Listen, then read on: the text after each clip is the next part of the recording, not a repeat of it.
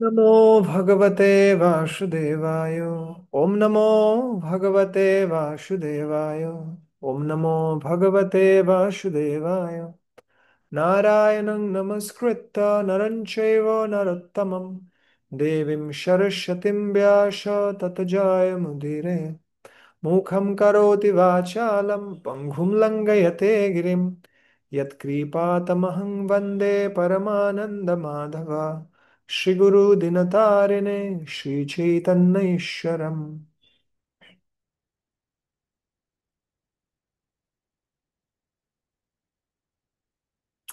হরে কৃষ্ণ। আমরা অত্যন্ত সৌভাগ্যবান যে দ্বাদশ মহাজনের অন্যতম ভীষ্মদেব, তার চরিত কথা, তার শিক্ষা এবং বিশেষ করে তার প্রার্থনা।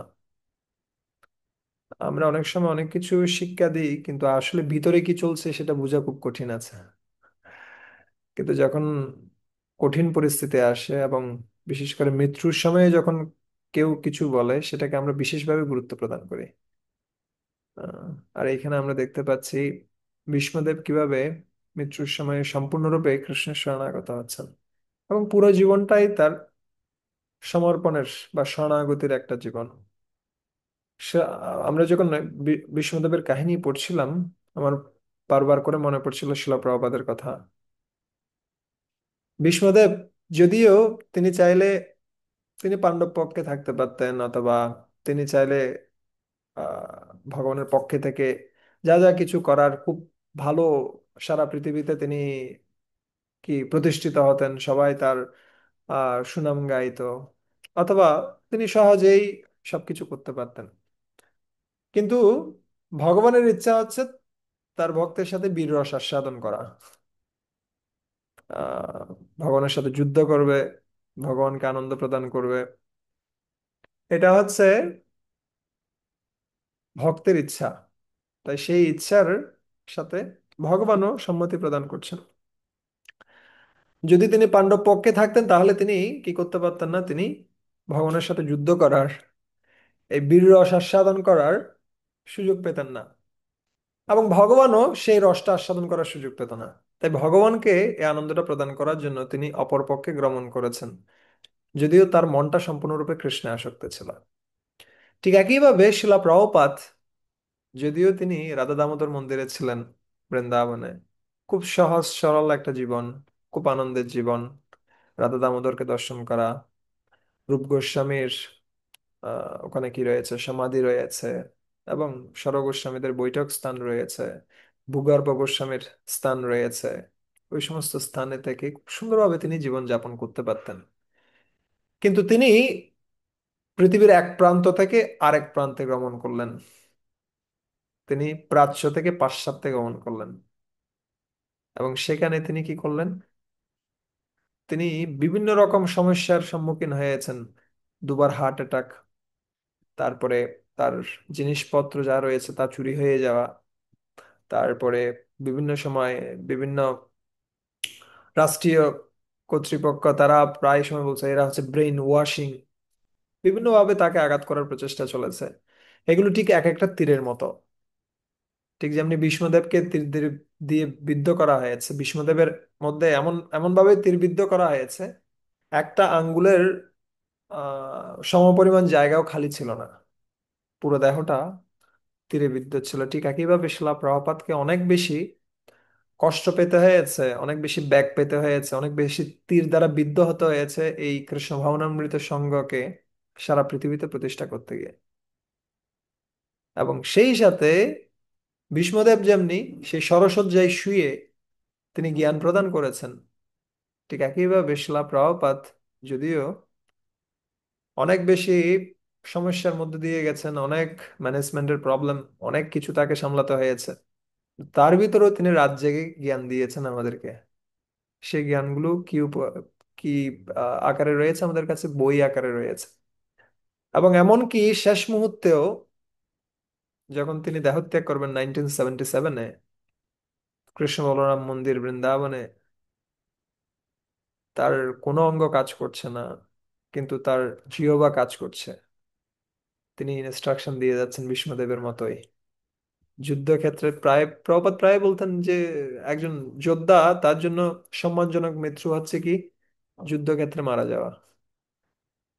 শিলা প্রভুপাদ ছিলেন সে ধরনের একজন যোদ্ধা, এবং এভাবে তিনি জ্ঞান প্রদান করেছেন। এবং শেষ মুহূর্তে তিনি কোথায় ফিরে এসেছেন?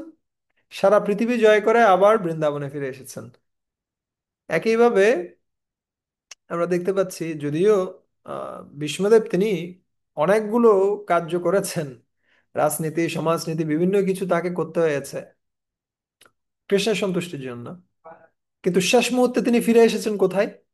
সম্পূর্ণরূপে শ্রীকৃষ্ণের চরণে, যার বহিঃপ্রকাশ ঘটছে সামনের যে প্রার্থনাগুলো আমরা পড়বো সেখানে। এবং এভাবে শিলা প্রভুপাদ ভীষ্মদেবের পদাঙ্ক অনুসরণ করে সারা পৃথিবীকে উপহার দিয়ে গেলেন। সেই উপহারটা হচ্ছে কি এই কৃষ্ণ নাম, কৃষ্ণ কথা, এই কৃষ্ণ ভাবনামৃত সঙ্গ, যা শিলা প্রভুপাদের বিশেষ উপহার। শিলা প্রভুপাদের প্রতি আমরা বিশেষভাবে কৃতজ্ঞ। তার প্রতি কৃতজ্ঞতা জ্ঞাপন করেই আজকে আমরা আলোচনা শুরু করব। বিশেষত আমরা দেখছিলাম প্রথম 24টি শ্লোকে কিভাবে আহ আমাদের যুধিষ্ঠির মহারাজ তিনি কিভাবে সম্পূর্ণরূপে বিমোহিত হয়ে যান, যে তিনি চিন্তা করছিলেন এই সমস্ত কিছু হয়েছে আমার জন্যই। কিন্তু ভগবান কৃষ্ণ ব্যাসদেব তাকে বিভিন্নভাবে বোঝানোর চেষ্টা করেন, যদিও তারা বুঝাতে পারেননি। পরবর্তীতে তারা নিয়ে আসেন কার কাছে? ভীষ্মদেবের কাছে। এবং সেই শোকসন্তপ্ত ভীষ্মদেব যুধিষ্ঠির মহারাজকে, ভীষ্মদেব বিভিন্ন ধরনের কারণ প্রদর্শন করেন যে এই সমস্ত কিছুর মূলে হচ্ছেন কাল। এই সমস্ত কিছুর মূলে হচ্ছেন আসলে কাল নয়, এটা হচ্ছে কৃষ্ণা, কৃষ্ণ চোদিতা। আচ্ছা, কাল শুধুমাত্র কৃষ্ণের যে ইচ্ছা সেটাকে পূরণ করছে, এটা কর্ম নয়, এটা হচ্ছে কৃষ্ণের ইচ্ছা। এবং শ্রীকৃষ্ণের ইচ্ছার ফলেই এটা ঘটেছে, কিন্তু শ্রীকৃষ্ণের পরিকল্পনা কেউ জানতে পারে না। কোন একটা কাজ ঘটছে, কাজটা কৃষ্ণ করছেন এটা বোঝা যাচ্ছে, কিন্তু কাজটা কেন কৃষ্ণ করছেন এটা কেউ বলতে পারে না। আচ্ছা, এই জন্য আমরা বলছিলাম গতদিন অনুভব নিয়ে আমরা কথা বলছিলাম, ঠিক আছে? সাত্বিকা ভাব, অনুভব, বিভাব। তো কার্যক্রমগুলো জানতে পারেন যে কৃষ্ণ এটা এটা এটা এটা করছেন, কিন্তু কৃষ্ণ কেন করছেন এটা বলা খুব কঠিন। ঠিক যেমনি আমাদের জীবনে অনেক সময় হয় যখন কোনো একটা বিপদ ঘটে, তখন সাধারণ মানুষ তারা সম্পূর্ণরূপে বিমোহিত হয়ে যায়, কিন্তু যারা মহাত্মা রয়েছেন তারা সাথে সাথে বলেন যে এটা কৃষ্ণই করাচ্ছেন, এর পেছনে হয়তো কৃষ্ণের কোনো উদ্দেশ্য আছেন। কিন্তু যদি তাকে জিজ্ঞেস করা হয় উদ্দেশ্যটা কি, এটা বলতে পারবে না। তাই কৃষ্ণের উদ্দেশ্য বোঝা খুব কঠিন রয়েছে। কৃষ্ণের আদেশটা আমাদের পালন করতে হবে। আমরা যদি উদ্দেশ্য বুঝতে পারবো না, কেন ঘটছে, কি হচ্ছে, কেন হচ্ছে, আমরা বলতে পারবো না। কিন্তু তার আদেশ পালন করতে হবে, যেটা আমরা ভীষ্মদেব যেটা শিক্ষা প্রদান করছেন। এভাবে তিনি আহ সান্ত্বনা প্রদান করলেন, এবং সেই সাথে তিনি ভগবান শ্রীকৃষ্ণের যে পরমেশ্বরত্ব সেটা তিনি উপস্থাপন করলেন। তিনি হচ্ছেন আদ্য নারায়ণ উপমান, তিনি হচ্ছেন আদি নারায়ণ।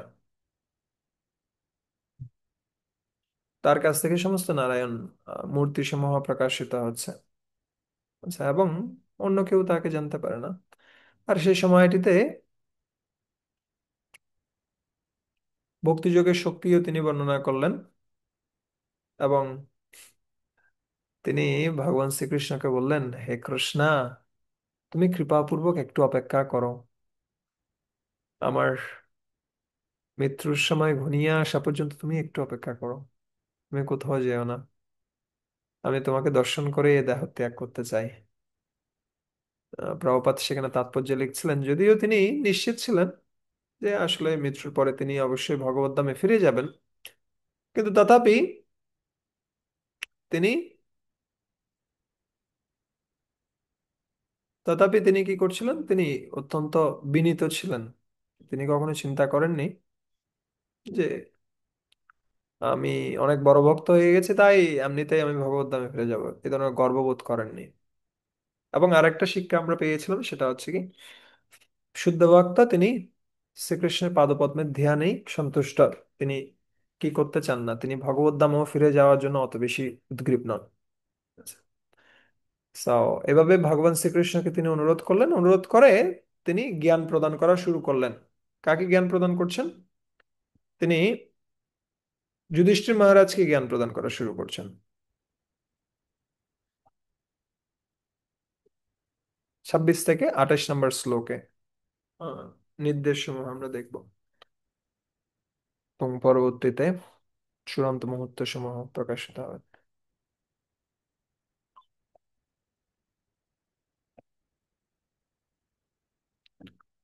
श्रुत उवाच युधिष्ठिरस्तदा कर्ण्यो शयनं शरपञ्जरे अपृच्छत् विविधान् धर्मान् ঋষিণাম চ অনুসিন্নতম।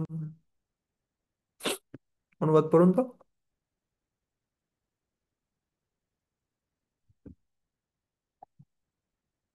হরে কৃষ্ণ। বিনোদ বিহারী প্রভু। হরে কৃষ্ণ। প্রণাম সমস্ত ভক্তদের চরণে। অনুবাদ: সূত গোস্বামী বললেন, ভীষ্মদেবের সেই মর্মস্পর্শী বাক্য শ্রবণ করে মহারাজ যুধিষ্ঠির সমস্ত মহান ঋষিবর্গের সমক্ষে স্বরশয্যাশায়ী ভীষ্মদেবের কাছে ধর্ম বিষয়ক বিভিন্ন কর্তব্য কর্মাদির অত্যাবশ্যক নীতি নিয়মাদি সংক্রান্ত প্রশ্ন জিজ্ঞাসা করতে লাগলেন। হরি বল। আপনার ওখানে মনে হয় আহ আওয়াজ আসছে। তো দেখেন, ইতিমধ্যেই কি হয়ে গেছে, ইতিমধ্যেই আহ বিষ্ণুদেবের বিষ্ণুদেব সরসজ্জায় শায়িত আছেন, সারা দেহ থেকে রক্ত ঝরে পড়ছে। আর সেই সময়ে গিয়ে জিজ্ঞাসা করা হচ্ছে প্রশ্ন। কি বিষয়ে জিজ্ঞাসা করা হচ্ছে? ধর্ম বিষয়ে প্রশ্ন জিজ্ঞাসা করা হচ্ছে। তা এটা আসলে কতটুকু সমীচীন? কেউ একজন হসপিটালে আছে, আইসিইউতে, তখন আপনি গিয়ে জিজ্ঞেস করছেন দেহ এবং আত্মার মধ্যে পার্থক্যটা কি, আপনি একটু বলুন তো। আপনি বলুন তো, কোন সময় কি ধরনের আচরণ করতে হয়, স্ত্রীদের কি ধর্ম, পুরুষদের কি ধর্ম, ব্রাহ্মণের কি ধর্ম, আইসিইউতে গিয়ে আপনি জিজ্ঞেস করছেন, ব্যক্তিটার অবস্থা কেমন হবে? কিন্তু এইখানে যুধিষ্ঠির মহারাজ জানতেন যে কে ছাড়া, ভীষ্মদেব ছাড়া এই প্রশ্নগুলোর উত্তর আর কেউ দিতে পারেন না। যদিও সেখানে কারা ছিলেন, যদিও সেখানে বড় বড় মহান মুনি ঋষিরা ছিলেন, এখানে বলছেন ঋষি নাম চ অনুসন্নতাম, এবং বড় বড় মুনি ঋষিরা তারা সবাই সেখানে ছিল। তাদের কাছে জিজ্ঞাসা না করে জিজ্ঞাসা করা হচ্ছে কার কাছে? যিনি স্বরপঞ্জরে রয়েছেন, যিনি সরসজ্জায় রয়েছে, তার কাছে জিজ্ঞাসা করছেন। এবং এই সমস্ত ঋষিরাও তারাও শ্রবণ করছেন। এমন নয় যে তারা চিন্তা করছেন আরে এই তো একজন ক্ষত্রিয়, তার কাছ থেকে আমি শুনবো কেন। না, শাস্ত্র জ্ঞান যে কারো কাছ থেকে গ্রহণ করা যেতে পারে। বিষাদ ওপি অমৃতা গায়ম অমেদ্যাতপি কাঞ্চনম। যদি কিসের মধ্যেও, নোংরা ডাস্টবিনের মধ্যেও যদি কি থাকে, স্বর্ণের হার পড়ে থাকে, তাহলে আমরা নিতে পারি না। ঠিক ধরুন, আপনি হেঁটে যাচ্ছেন, হঠাৎ করে আপনার হাতে যে আংটিটা ছিল ওটা কিসে পড়ে গেছে, ড্রেনে পড়ে গেছে। আপনি কি করবেন? আপনি বলবেন আরে যাক, গেছে, চলে যাক। না, এটা স্বর্ণের আংটি, এটা তুলতে হবে ওখান থেকে। কিন্তু যদি একটা টিস্যু টিস্যু পড়ে যায়, অথবা ধরেন একটা কাগজ পড়ে গেছে যেটা অত বেশি গুরুত্বপূর্ণ নয়, তাহলে কেউ তুলবে না। একইভাবে আমাদের কি করা উচিত? আমাদের সবসময় গ্রহণ উন্মুখ হওয়া উচিত।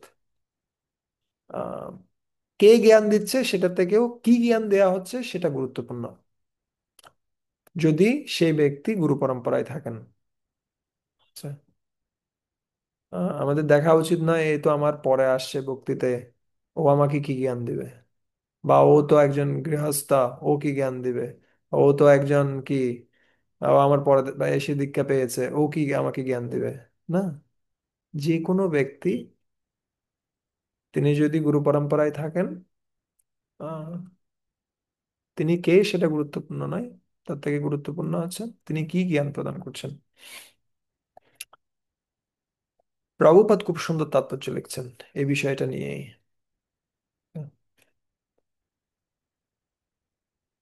এই বিষয়গুলোই আসছে বিষয়ত। ওকে, বলছেন শ্রীকৃষ্ণ প্রমাণ করতে চেয়েছিলেন যে তার শুদ্ধ ভক্ত দিব্যজ্ঞানের প্রভাবে দেহ এবং মনে পূর্ণরূপে সুস্থ থাকেন। অতএব ভগবত ভক্ত যে কোনো অবস্থাতেই জীবনের আদর্শ মার্গ সম্বন্ধে উপদেশ দিতে সম্পূর্ণরূপে সমর্থ। এটার আসলে উৎকৃষ্ট দৃষ্টান্ত প্রভুপাদ নিজেই, কিভাবে তিনি তার শেষ সময়ে কি দিয়ে গেছেন, জ্ঞান প্রদান করে গেছেন। পিতা চান যে তার পুত্র যেন তার থেকে অধিক খ্যাতি লাভ করে। ভগবান বিশেষ দৃঢ়তা সহকারে ঘোষণা করছেন যে তার ভক্তের পূজা তার পূজার থেকেও অধিক গুরুত্বপূর্ণ। তো এভাবে আমরা দেখতে পাচ্ছি এটার পুরো উদ্দেশ্যটাই ছিল বিষ্ণুদেবের গুণকীর্তন করা। যদিও প্র- ভগবান কৃষ্ণ চাইলে সহজেই তাকে কি করতে পারতেন, তাকে সান্ত্বনা প্রদান করতে পারতেন, কিন্তু তিনি করেননি, যাতে বিষ্ণুদেবের গুণকীর্তি হয়।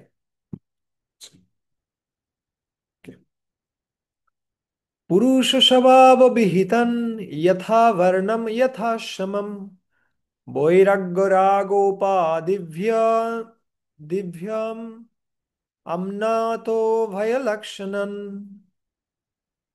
অনুবাদ পড়ুন তো।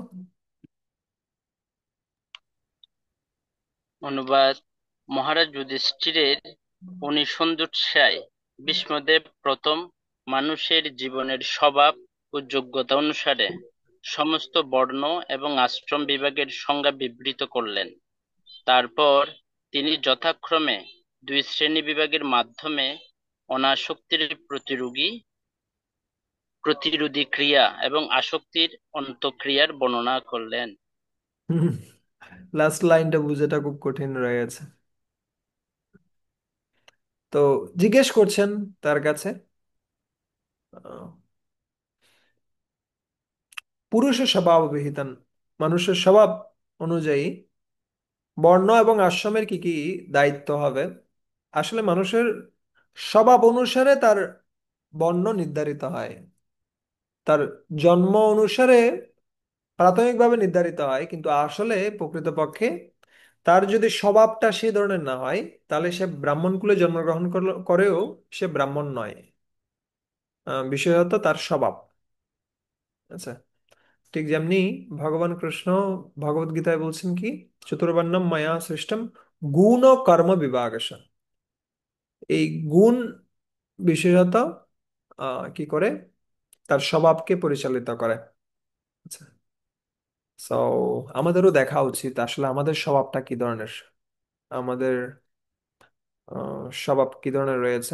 আমরা কি আহ, আমাদের স্বভাবটা কি ম্যানেজমেন্টের দিকে বেশি খাটে, নাকি সেটা শাস্ত্র অধ্যয়নের প্রতি বেশি খাটে। আমরা আমরা কি স্ট্রেট ফরওয়ার্ড, নাকি আমরা কি করতে পারি, আমরা কিছুটা ডুপ্লিসিটি অথবা আমরা কপটতার কিছু আশ্রয়, যেটা গ্রহণ করা যেতে পারে, যেটা ক্ষত্রিয় এবং বৈশ্যদের ক্ষেত্রে প্রযোজ্য রয়েছে। So, আমরাও আমাদের নিজেদের স্বভাবটাকে কি করতে পারি, বিশ্লেষণ করতে পারি এবং দেখতে পারি যে আসলে কোন স্বভাবটাতে আমি রয়েছি, এবং সেই স্বভাবটার দ্বারা আমরা সর্বোচ্চ সেবাটা কৃষ্ণকে দিতে পারি। আচ্ছা, এবং এটা হচ্ছে গুরুদেবের একটা অন্যতম কার্য। গুরুদেব দেখেন তার শিষ্যের স্বভাব কি রয়েছে এবং তাকে সেই স্বভাবের কাজে নিয়োজিত করেন। আচ্ছা, ঠিক যেমনি গর্গমুনি প্রভু, তিনি যখন শিলা প্রভুপাদের কাছে আসতেন, প্রভুপাদ তাকে দেখার সাথে সাথে বলতেন যে you are not Gargamuni, you are Gargamani. আচ্ছা, কারণ গর্গমুনি প্রভু প্রচুর পরিমাণে ফান্ড কালেকশন করতে পারতেন এবং প্রভুপাদ তাকে উৎসাহ দিতেন সেখানে। এবং যখন অন্যান্য ভক্তরা আসতো, কোন কোন ভক্ত আসতো, কীর্তনানন্দ প্রভু মহারাজ, উনি যখন আসতেন, ওনাকে বলতেন you are not Kirtanananda, you are kitchen Ananda. কেন? কারণ খুব ভালোভাবে রান্না করতে পারতেন প্রভুপাদের জন্য। এক একজন ভক্ত তাদের স্বভাবগুলো তিনি দেখতেন এবং তাদেরকে সেই স্বভাবটাতে তিনি নিযুক্ত করতেন। আহ, এবং বৈরাগ্য রাগ ও উপাদিভ্য, এটা হচ্ছে বৈরাগ্য অনাসক্তি, রাগও মানে হচ্ছে আসক্তি। এবং এই বৈরাগ্য এবং রাগ, আসক্তি এবং অনাসক্তির মাধ্যমেই কিন্তু আশ্রমগুলো নির্ধারিত হয়। কিভাবে আশ্রমগুলো নির্ধারিত হয়? যেমন ব্রহ্মচারী অবস্থায় তার আসক্তি এবং বিরক্তি দুটিই থাকে। আচ্ছা, ব্রহ্মচারী অবস্থায় পরবর্তীতে তার নির্ধারণ হয় সে কোন দিকে যাবে, সে বৈরাগ্যের পথে যাবে নাকি সে আসক্তির পথে যাবে। ঠিক আছে। যদি তার আসক্তিটা খুব বেশি পরিমাণে কি হয়, খুব বেশি পরিমাণে প্রবল হয়, তাহলে তাকে গৃহস্থ আশ্রমে প্রবেশ করার সুযোগ দেওয়া হয়, যাতে করে সে তার আসক্তিগুলোকে কৃষ্ণ সেবায় নিয়োগ করার মাধ্যমে শুদ্ধ হতে পারে। কাম কৃষ্ণ কর্ম অর্পণে। যদি কারো কাম থাকে, সেটাকে সে কি করতে পারছে না, পরিত্যাগ করতে পারছে না, তো তাকে কি করা হয়, সেই কামটাকে ব্যবহার করে কৃষ্ণ সেবা করা। যেমন সুসন্তান উৎপাদন করা, এর মাধ্যমে সে তার কামটাকে ব্যবহার করার সুযোগ পাচ্ছে কৃষ্ণ সেবায়, এবং এভাবে সে সেই কামের প্রভাব থেকে মুক্ত হতে পারে। কিন্তু আলটিমেটলি উদ্দেশ্য কি? আলটিমেটলি উদ্দেশ্য হচ্ছে তাকে আসক্তি থেকে অনাসক্তি স্তরে নিয়ে যাওয়া। আর যদি কেউ অনাসক্তির স্তরটা বেশি থাকে, আসক্তির তুলনায় অনাসক্তি বেশি রয়েছে, এবং ব্রহ্মচার্যের পরে তারা সরাসরি সন্ন্যাসে প্রবেশ করে। ঠিক আছে। আর না হলে সে গৃহস্থাশ্রমে প্রবেশ করছে, সেখানে সে অনাসক্তির শিক্ষা পাচ্ছে, এবং তার আসক্তিটাকেও কৃষ্ণ সেবায় নিয়োগ করার সুযোগ পাচ্ছে। এবং ধীরে ধীরে পরবর্তীতে সে বানপ্রস্থে যায়, বানপ্রস্থ থেকে সন্ন্যাসে যায়। কিন্তু আলটিমেট উদ্দেশ্যই হচ্ছে এই জগৎ থেকে অনাসক্ত হওয়া এবং কৃষ্ণের প্রতি আসক্ত হওয়া। তাই এখানে যে শব্দ দুটো ব্যবহার করা হচ্ছে, বৈরাগ্য রাগ উপাদিভ্য, এবং আমনাত উভয় লক্ষণান। আমনাত বিধিবদ্ধভাবে কিভাবে সেগুলোর ব্যবহার করে জীব মুক্ত হতে পারে সেই সম্বন্ধে তিনি বর্ণনা করলেন। আচ্ছা। এবং এখানে বিষ্ণুদেবের 9টি গুরুত্বপূর্ণ উপদেশ রয়েছে, সবার জন্য এগুলো খুব গুরুত্বপূর্ণ।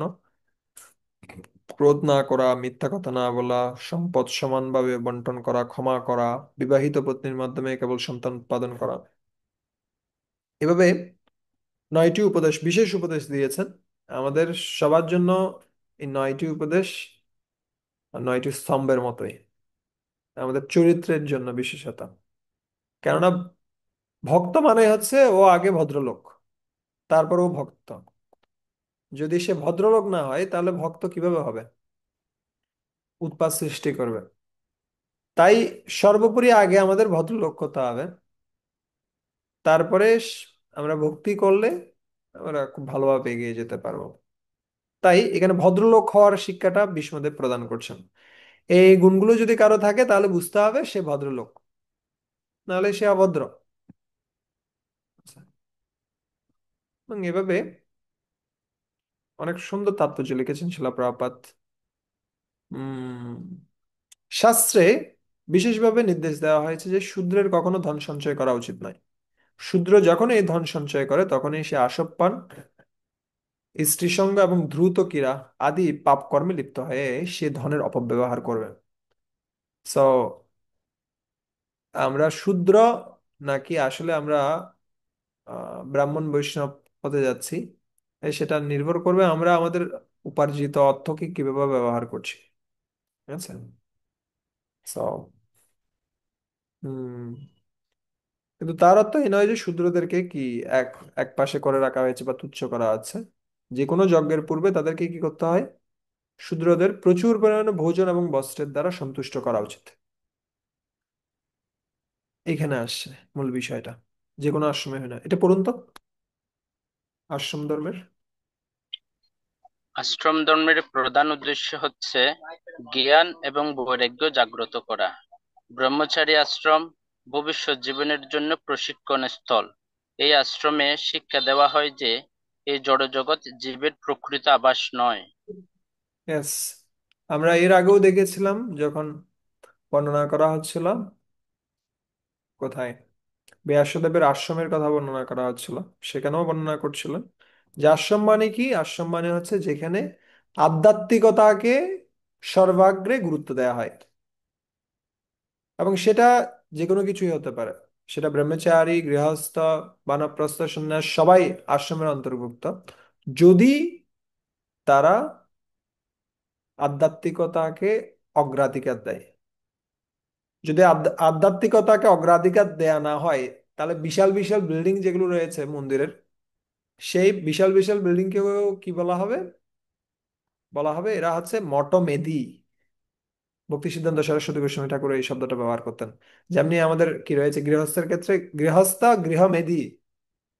আর যারা কি রয়েছেন বৈরাগ্য স্তরে রয়েছেন, তাদের ক্ষেত্রেও দুটি টার্ম দিয়ে দিয়েছেন ভক্তি সিদ্ধান্ত সরস্বতী গোস্বামী ঠাকুর। একটা হচ্ছে মঠস্থ, আর একটা হচ্ছে মঠমেধি। আচ্ছা, যারা মঠে অবস্থান করছেন, ঠিক মতো নিয়ম কানুন পালন করছেন, এরা মঠস্থ।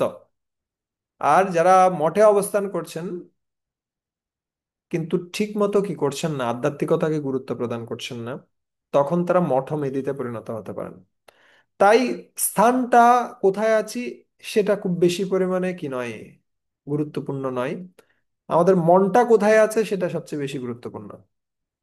আচ্ছা, একজন মন্দিরের বাইরে থেকেও মন্দিরে থাকতে পারে, আবার অনেক ক্ষেত্রে মন্দিরে থেকেও হয়তো মনটা বাইরে থাকতে পারে। আচ্ছা, তাই আমরা আগেও বলেছিলাম, একজন গায়ক সে তার কণ্ঠের যত্ন নেয়, একজন খেলোয়াড় সে তার স্বাস্থ্যের যত্ন নেয়। কিন্তু একজন ভক্তের কিসের যত্ন নেওয়া উচিত? ভক্তের তার মনের যত্ন নেওয়া উচিত। তার মনটা যেন আজে বাজে বিষয়ে যুক্ত না হয়, তার মনটা যেন সম্পূর্ণরূপে কৃষ্ণ সেবায় যুক্ত হয়। কেননা বাহ্যিকভাবে সমস্ত কিছুই আমাদের চলছে, সেবা কার্য থেকে শুরু করে সমস্ত কিছু, কিন্তু আমাদের মনটা কতটুকু সেবা কার্যে রয়েছে, মনটা কতটুকু কৃষ্ণ ভাবনায় রয়েছে, সেটা দেখাটা এখন সবচেয়ে বেশি গুরুত্বপূর্ণ। ঠিক আছে, আমি আবারও বলছি, আপনাদের সুযোগ থাকলে ভিডিওগুলো অন করে রাখেন। হরে কৃষ্ণ। ওকে, সেইভাবে তিনি এক এক করে জ্ঞান প্রদান করতে শুরু করলেন। বর্ণাশ্রমের কথা আমরা দেখলাম। তারপরে তিনি কিসের জ্ঞান দিলেন? দান ধর্মান, রাজো ধর্মান, মোক্ষ ধর্মান বিভাগশঃ, স্ত্রী ধর্মান, ভগবত ধর্মান, সমাস ব্যাস যোগতঃ। তারপরে তিনি দান ধর্মের কথা বললেন, রাজধর্মের কথা বললেন, মোক্ষ ধর্ম, মুক্তি লাভের উপায় সম্বন্ধে বললেন, এবং বিভিন্ন বিভাগের মানুষের জন্য তিনি এটা বর্ণনা করলেন। স্ত্রী ধর্মান, স্ত্রীদের কি কর্তব্য সেটা সম্বন্ধে বললেন। এবং অবশেষে তিনি ভগবত ধর্মান, তিনি ভক্তির কথা বললেন। আর সবার শেষে বললেন কেন ভক্তির কথা? কারণ সেটা সবচেয়ে বেশি গুরুত্বপূর্ণ। আমরা অনেক সময় এ ধরনের করি, যখন ওয়ান টাইম প্রোগ্রাম হয় আমরা অনেক কিছু এর মধ্যে বলি, কিন্তু শেষে এসে কোথায় নিয়ে আসি ঘুরে ফিরে? হরে কৃষ্ণ মহামন্ত্র জপ করুন এবং সুখী হন। যাই বলি না কেন, যেখানেই যাই না কেন, রামায়ণ মহাভারত অমুক তমুক সমুক সবকিছু বলে ঘুরে ফিরে হরে কৃষ্ণ মহামন্ত্র। ঠিক একইভাবে এখানে আমরা দেখতে পাচ্ছি ভীষ্মদেব তিনি সবার শেষে বলছেন ভক্তির কথা। কেন? কারণ ভক্তি সবচেয়ে বেশি গুরুত্বপূর্ণ। ঠিক আছে, সেই মেসেজটা নিয়ে যেন সবাই ঘরে যায়। এবং সেটা সমাস এবং বিয়াস। সমাস মানে হচ্ছে কি, সংক্ষেপে বলেছেন সাধারণভাবে, এবং ব্যাস মানে হচ্ছে বিশদভাবে। ঠিক আছে, বিভক্ত করা। ব্যাস মানে হচ্ছে বিভক্ত করা, সমাস মানে হচ্ছে একত্রিত করা। ঠিক আছে, খুব সংক্ষেপেও বলেছেন, বিস্তারিত ভাবেও বলেছেন। এটা হচ্ছে বিশেষত্ব।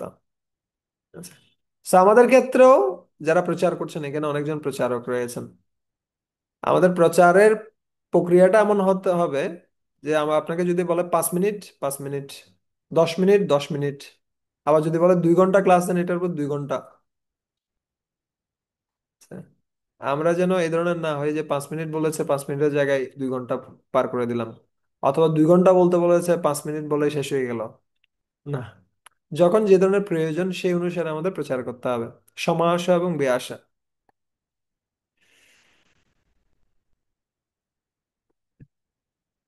দান করা গৃহস্থদের প্রধান কর্তব্য, এবং দান ধর্মের কথা বলছে। তার কষ্টার্জিত ধনের অন্তত শতকরা 50 ভাগ দান করা করার জন্য তার প্রস্তুত থাকা উচিত।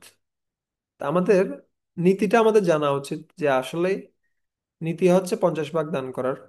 কিন্তু এখনকার যতটুকু পরিস্থিতি রয়েছে সেই পরিস্থিতি অনুসারে আমি কতটুকু পারবো সেটা আমাকে চিন্তা করতে হবে। হুম। এবং দান করা মানেই যে শুধুমাত্র মন্দিরে দিয়ে দেয়া তা নয়।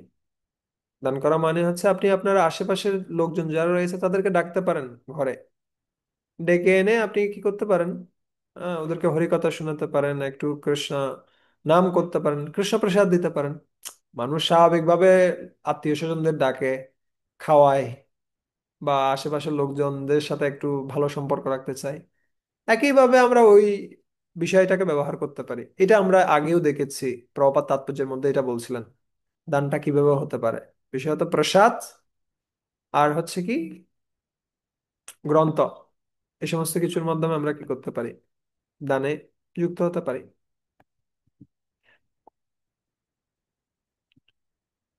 Yes. ব্রহ্মচারীরও কর্তব্য হচ্ছে কি, ব্রহ্মচারী বা শিক্ষার্থীর কর্তব্য হচ্ছে আত্মত্যাগ করা। গৃহস্থের কর্তব্য দান করা। বানপ্রস্থ এবং সন্ন্যাসীর কর্তব্য হচ্ছে তপস্যা অনুশীলন করা। কে এবং দান সম্বন্ধে আরো বলছেন বিস্তারিত, কি বলছেন প্রপাত, পড়ুন তো ভগবানের। ভগবানের শক্তি থেকেই সকলে শক্তি প্রাপ্ত হয়, তাই সে শক্তির ফলস্বরূপ সমস্ত ক্রিয়া ভগবানের দিব্য প্রেমময় সেবা রূপে ভগবানকে অর্পণ করা উচিত। নদী যেমন মেঘের মাধ্যমে সমুদ্র থেকে জল সংগ্রহ করে পুনরায় সমুদ্রে গিয়ে মিলিত হয়, তেমনি পরমেশ্বর ভগবানের শক্তির উৎস থেকে লব্ধ আমাদের শক্তি ভগবানকেই ফিরিয়ে দিতে হবে। সেটি হচ্ছে আমাদের শক্তির সার্থকতা। হুম। এ, আমরা চেষ্টা করি অ্যাটলিস্ট এই একাদশীর দিনে গঙ্গায় গিয়ে স্নান করার জন্য। তো গঙ্গায় গিয়ে যখন স্নান করি তখন গঙ্গা পূজা করার উপায় কি, ওই গঙ্গা থেকে জল নাও, জল নিয়ে আবার গঙ্গায় দাও। আচ্ছা। তো একইভাবে যা কিছু আমাদের রয়েছে আমরা কিছু ত্যাগ করতে পারি না। কেউ বলতে পারে আমি আমার ঘর ত্যাগ করে মন্দিরে এসেছি। আরে ঘরটাও আপনার নয়, মন্দিরটাও আপনার নয়, তাহলে আপনি কি ত্যাগ করলেন? আমাদের আসলে ত্যাগ করার কিছু নেই। আমরা শুধুমাত্র যা সম্পদ রয়েছে সেটাকে কৃষ্ণ সেবায় যুক্ত করতে পারি। এর মাধ্যমে যা সম্পদ রয়েছে সেগুলো আজকে হোক কালকে হোক সেগুলো কেড়ে নেওয়া হবে। কিন্তু যদি আমরা কৃষ্ণ সেবায় যুক্ত করি তাহলে সেগুলো অনন্ত হয়ে যাবে বা অক্ষয় হয়ে যাবে। এখানে হচ্ছে পার্থক্যটা। তাই আমরা বোকার মতো ধরে রাখবো নাকি সেগুলোকে কৃষ্ণ সেবায় নিযুক্ত করব, সেটা আমাদের আমাদের বিবেচ্য বিষয়। এবং এইভাবে দানের কথা তিনি বর্ণনা করলেন। তারপরে কিসের কথা বর্ণনা করছেন? রাজধর্মের কথা বর্ণনা করছেন। এখানেও রাজার কি কর্তব্য সে সম্বন্ধে বর্ণনা করছেন। কর সংগ্রহ করা বিস্তারিতভাবে বর্ণনা করছেন। আহ এই প্যারাটা খুব ইম্পর্ট্যান্ট। আপনারা এই প্যারাটাও খুব ভালোভাবে কি করতে পারেন, অধ্যয়ন করতে পারেন। আচ্ছা, পড়ুন তো, আমরা এটা একটু পড়ি। মুক্তি লাভের উদ্দেশ্য কাম, ক্রোধ, লোভ, মোহ, মদ এবং মাৎসর্য জয় করতে হতো। ক্রোধ জয় করার জন্য ক্ষমা করতে শিখতে হয়। অবৈধ বাসনার থেকে মুক্ত হওয়ার জন্য ভবিষ্যতের পরিকল্পনা করার প্রবণতা ত্যাগ করতে হয়। আধ্যাত্মিক অনুশীলনের দ্বারা নিদ্রা জয় করা যায়। সহিষ্ণুতার দ্বারা লোভ জয় করা যায়। বিভিন্ন রোগের উৎপাত প্রতিহত করা যায় নিয়ন্ত্রিত আহারের দ্বারা। হুম। আত্মসংযমের দ্বারা মিথ্যা আশা থেকে মুক্ত হওয়া যায় এবং অসৎ সঙ্গ ত্যাগ করার ফলে অর্থের অপব্যয় বন্ধ করা যায়। যোগ অনুশীলনের ফলে ক্ষুধা এবং তৃষ্ণা নিয়ন্ত্রণ করা যায়। জগতের অনিত্যতা সম্বন্ধে জ্ঞান আহরণের ফলে বিষয় তৃষ্ণা নির্ধারণ করা যায়, নিবারণ। নিবারণ করা যায়। উম, ওকে। বিহ- বিহ্বলতা বিহব্বলতা। বিহ্বলতা খুব ভোরে সূর্য ত্যাগ করার দ্বারা এবং তত্ত্ব নির্ধারণ করার মাধ্যমে মিথ্যা তর্ক জয় করা যায়। তর্ক করা যায়, জয় ওকে, করা যায়। ঠিক আছে। মৌনতা এবং গাম্ভীর্যের দ্বারা বাচালতা বর্জন করা যায় এবং বীর্যের দ্বারা ভয় জয় করা যায়। আত্ম অনুশীলনের দ্বারা পূর্ণ জ্ঞান লাভ করা যায়। প্রকৃতপক্ষে মুক্তি লাভের জন্য কাম, লোভ, ক্রোধ, স্বপ্ন ইত্যাদি থেকে মুক্ত হওয়া অবশ্য কর্তব্য। এটা পুরো জীবনের জন্য একটা প্রজেক্ট। প্রত্যেকটা লাইন, এই এক একটা লাইন যদি জীবনে প্রয়োগ করা যায়, লাইফটা কত সুন্দর হবে। আর দেখুন, আমাদের কমিউনিটিতে অথবা আমাদের ভক্ত গোষ্ঠীতে প্রত্যেক ভক্ত যদি এই ধরনের নীতিসমূহের উপর জীবন যাপন করে, তাহলে কিরকম একটা ভক্ত গোষ্ঠী আমাদের হবে, তা চিন্তাও করা যায় না।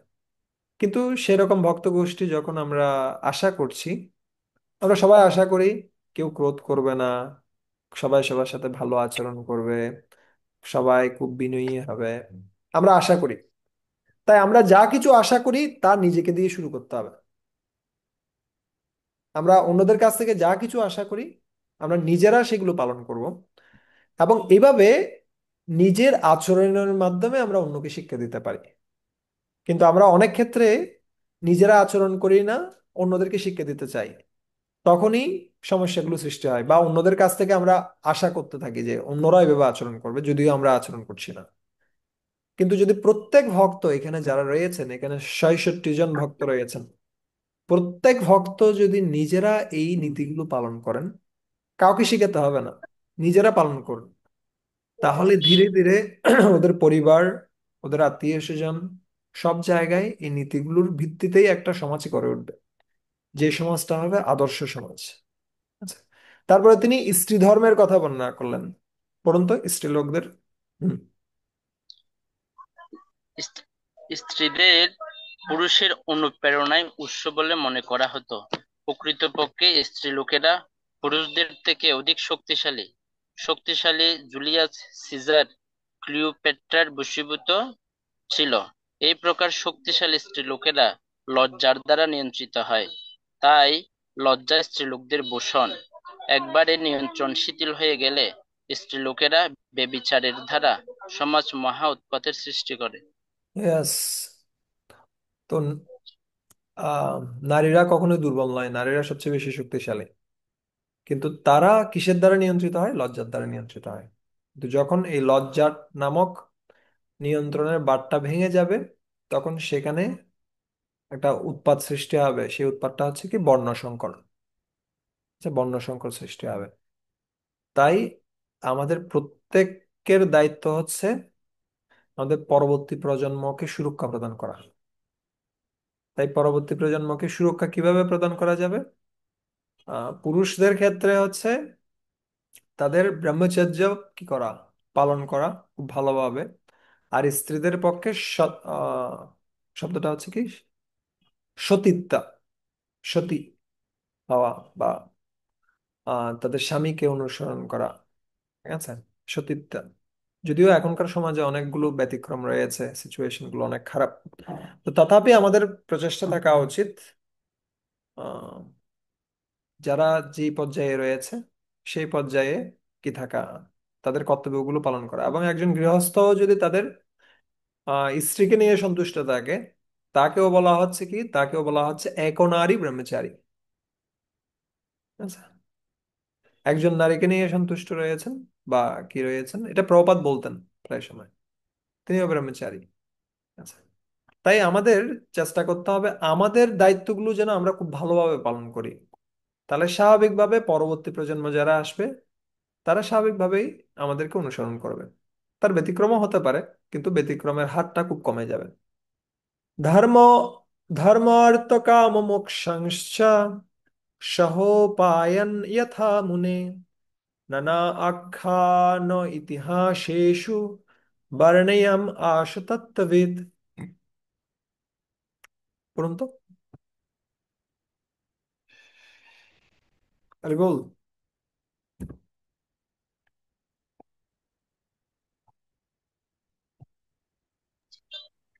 হে ঋষি, তারপর ধর্ম, অর্থ, কাম এবং মোক্ষ লাভের উপায়াদি যথাপূর্বক বর্ণনা প্রসঙ্গে তত্ত্বজ্ঞ ভীষ্মদেব ইতিহাস থেকে দৃষ্টান্ত উল্লেখ করে বিভিন্ন বর্ণ এবং আশ্রমের কর্তব্য কর্ম সম্বন্ধে বিবৃত করেছিলেন। আহ কি থেকে? আহ নানা আখ্যান ইতিহাসেষু। তিনি নিজ থেকে কোনো কথাই বলেননি। তিনি বিভিন্ন আখ্যান বর্ণনা করেছেন, ইতিহাস বর্ণনা করেছেন, কিভাবে পূর্বে কোনো একজন রাজা এই ধরনের করেছিলেন, কোনো একজন ঋষি এই ধরনের করেছিলেন। যার কারণে এটা হয়েছিল। নিজ থেকে কোনো কথা বলছেন না। আচ্ছা, তাই আমরাও যখন প্রচার করব আমাদেরও এ ধরনের আখ্যান ও ইতিহাসেষু, ওখান থেকেই প্রচার করতে হবে, আমাদের শাস্ত্র গ্রন্থগুলো থেকেই প্রচার করতে হবে। এমনকি যদি আমরা বড় প্রচারকও হই, আমরা হতে পারি ভীষ্মদেবের মতো মহাজন, তথাপি আমাদের এখান থেকেই প্রচার করতে হবে, অন্য কোনো জায়গা থেকে নয়। ওকে। এবং এভাবে জ্ঞান প্রদান করার পরে সেই কালটা উপস্থিত হলো। ধর্মো প্রবদ ধর্মো প্রবদতস্তস্য সকালো প্রত্যুপস্থিতः यो योगिनश्छन्द मृत्युर्वञ्चितस्तु उत्तरायणः। অনুবাদ। যখন বৃত্তি অনুযায়ী কর্তব্য কর্মের বিষয়ে ভীষ্মদেব উপদেশ দিচ্ছিলেন, তখন সূর্যের গতিপথ উত্তর গোলার্ধের অভিমুখী হয়। সিদ্ধ যোগীরা, যারা তাদের ইচ্ছা অনুযায়ী মৃত্যুবরণ করতে চান, তারা এই বিশেষ সময়টির অভিলাষ করে থাকেন। হুম। তখন এইভাবে জ্ঞান যখন প্রদান করছেন, প্রবদতস বর্ণনা করতে করতে সেই সময়টা উপস্থিত হয়েছে, যে সময়টার জন্য তিনি প্রতীক্ষা করছিলেন। কোন সময়টা? উত্তরায়ণ। উত্তরায়ণ এবং দক্ষিণায়ন সম্বন্ধে বিস্তারিতভাবে কোথায় বর্ণনা রয়েছে? অষ্টম অধ্যায়ে, ভগবদ গীতার অষ্টম অধ্যায়ে বর্ণনা রয়েছে সেই বিষয়গুলো শিলা প্রপাত এখানে উল্লেখ করছেন। যে উত্তরায়ণের সময় যদি কেউ কি করে, দেহত্যাগ করে, সাধারণত তারা চিৎ জগতে গমন করে।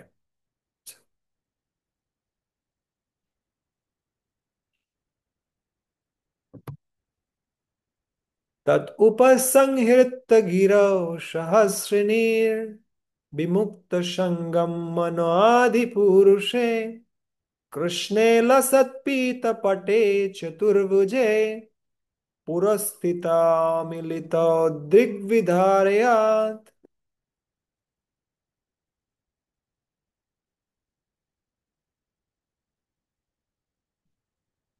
পড়ুন। অনুবাদ। অবিলম্বে সেই ব্যক্তিটি, যিনি সহস্র অর্থ সমন্বয়ে বিভিন্ন বিষয়ে উপদেশ দিতেন, যিনি সহস্র সহস্র রণাঙ্গনে সংগ্রাম করেছিলেন এবং সহস্র সহস্র মানুষকে রক্ষা করেছিলেন, তিনি বাক্যরোধ করলেন এবং সমস্ত বন্ধন থেকে সম্পূর্ণভাবে মুক্ত হয়ে সমস্ত বিষয় থেকে তার মন প্রত্যাহার করে নিলেন।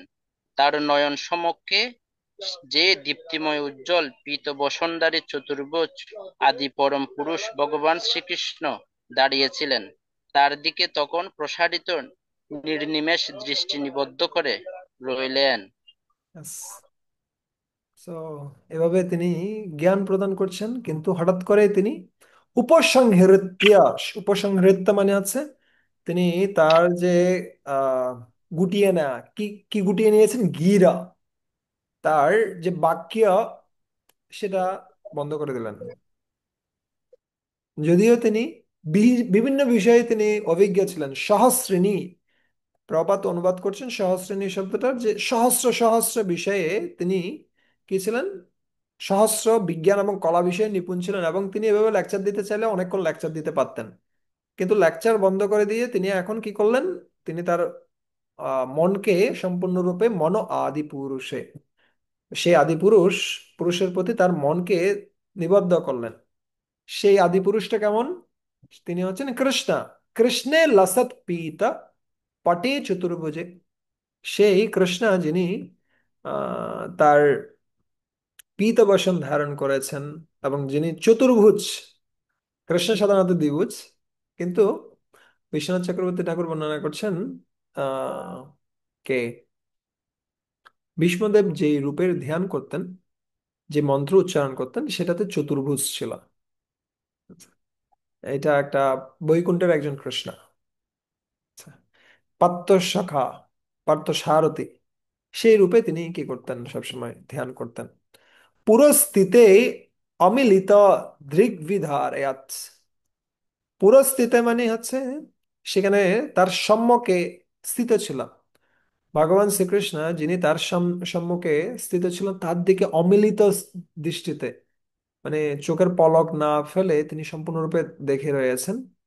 এবং তিনি হৃদয়ে ধারণ করছিলেন, তার হৃদয়কে সম্পূর্ণরূপে কৃষ্ণে নিবিষ্ট করছিলেন। এবং এই জন্য প্রভুপাদ খুব সুন্দর একটা কথা লিখছেন, মৃত্যুর সময় যে বিষয় মানুষকে আকৃষ্ট করে সেই অনুসারে তার পরবর্তী জীবন শুরু হয়। আচ্ছা, যেখানে শেষ করছি সেখানে শুরু হবে। যদি আমরা মৃত্যুর সময় বলতে থাকি, আহ, তুই তুই তোর মাকে একটু দেখিস, তুই কি করিস, ঘরটা একটু ঠিক মতো সামলে রাখিস, তুই ব্যবসাটা একটু সামলে রাখিস, এগুলো করে করে যখন আমরা মৃত্যুবরণ করব তখন কি হবে? আমরা আবার ফিরে আসবো এগুলো সামলানোর জন্য। কিন্তু তো আমার সেই ধরনের কি নেই, পুণ্যকর্মের ফল নেই যে আমি মনুষ্য দেহ লাভ করব। কিন্তু আমার বাসনা রয়েছে কি করার, রক্ষা করার। তাই যেহেতু আমার পুণ্যকর্ম নেই কিন্তু আমার বাসনা রয়েছে, তাই আমি সেই স্থানে আসব, কিন্তু আমি সেই দেহটা প্রাপ্ত হব না। আমি কোন দেহ প্রাপ্ত হব? আমি একটু কুকুরের দেহ প্রাপ্ত হব, অথবা আমি কোন একটা বিড়ালের দেহ প্রাপ্ত হব, হয়ে আমি রক্ষা করব। তাই আমাদের জানতে হবে, সাধন করো ভজন করো মরতে জানলে হয়। আমাদের মরার জন্য যেন আমরা প্রস্তুতি গ্রহণ করি, এটাই হচ্ছে ভাগবতের শিক্ষা। আসলে ভাগবত শিক্ষা দিয়ে কিভাবে মৃত্যুবরণ করতে হবে। এবং এখানে প্রভুপাদ ভগবত গীতা থেকে তুলে ধরছেন, বিশুদ্ধয়া ধারণয়া হথা শুভাস তদীক্ষয়ে তদীক্ষয়ে বাসু গতায়ুদাশমঃ निर्वित्त सर्वेन्द्रिय वृत्ति विभ्रमस् तुष्टावजन्यम विसृजन जनार्दनम। অনুবাদ। অনুবাদ: হুম। বিশুদ্ধ ধ্যানে মগ্ন হয়ে ভগবান শ্রীকৃষ্ণের দর্শন লাভ করার ফলে তিনি জড়জাগতিক সমস্ত অশুভ বিষয় থেকে তৎক্ষণাৎ মুক্ত হলেন এবং স্বরাঘাতে প্রাপ্ত সমস্ত দৈহিক বেদনার উপশম হল। এভাবে তার ইন্দ্রিয়াদির বাহ্যিক কার্যকলাপ তৎক্ষণাৎ রুদ্ধ হয়ে গিয়েছিল এবং তিনি তার জড়দেহ পরিত্যাগের সময় সমস্ত জীবের নিয়ন্তার উদ্দেশ্যে অপ্রাকৃতভাবে স্তব করতে লাগলেন। হুম। আমরা যখন আসলে শ্রীকৃষ্ণের দর্শন লাভ করি এবং আমরা যখন আসলেই সম্পূর্ণরূপে শ্রীকৃষ্ণে মগ্ন হই, তখন আমরা স্বাভাবিকভাবে জড় ইন্দ্রিয়ের বাহ্যিক কার্যকলাপ থেকে মুক্ত হই। এটা উদাহরণ দেয়া আছে, শ্রীকৃষ্ণের দর্শনকে তুলনা করা হচ্ছে একটা হাতি, যে হাতিটা দাবানলে দগ্ন হয়েছে।